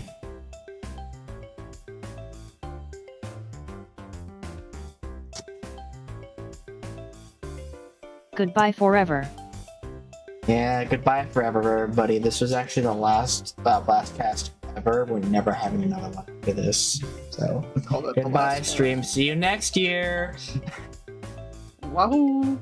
Oh wait, play Anton Black.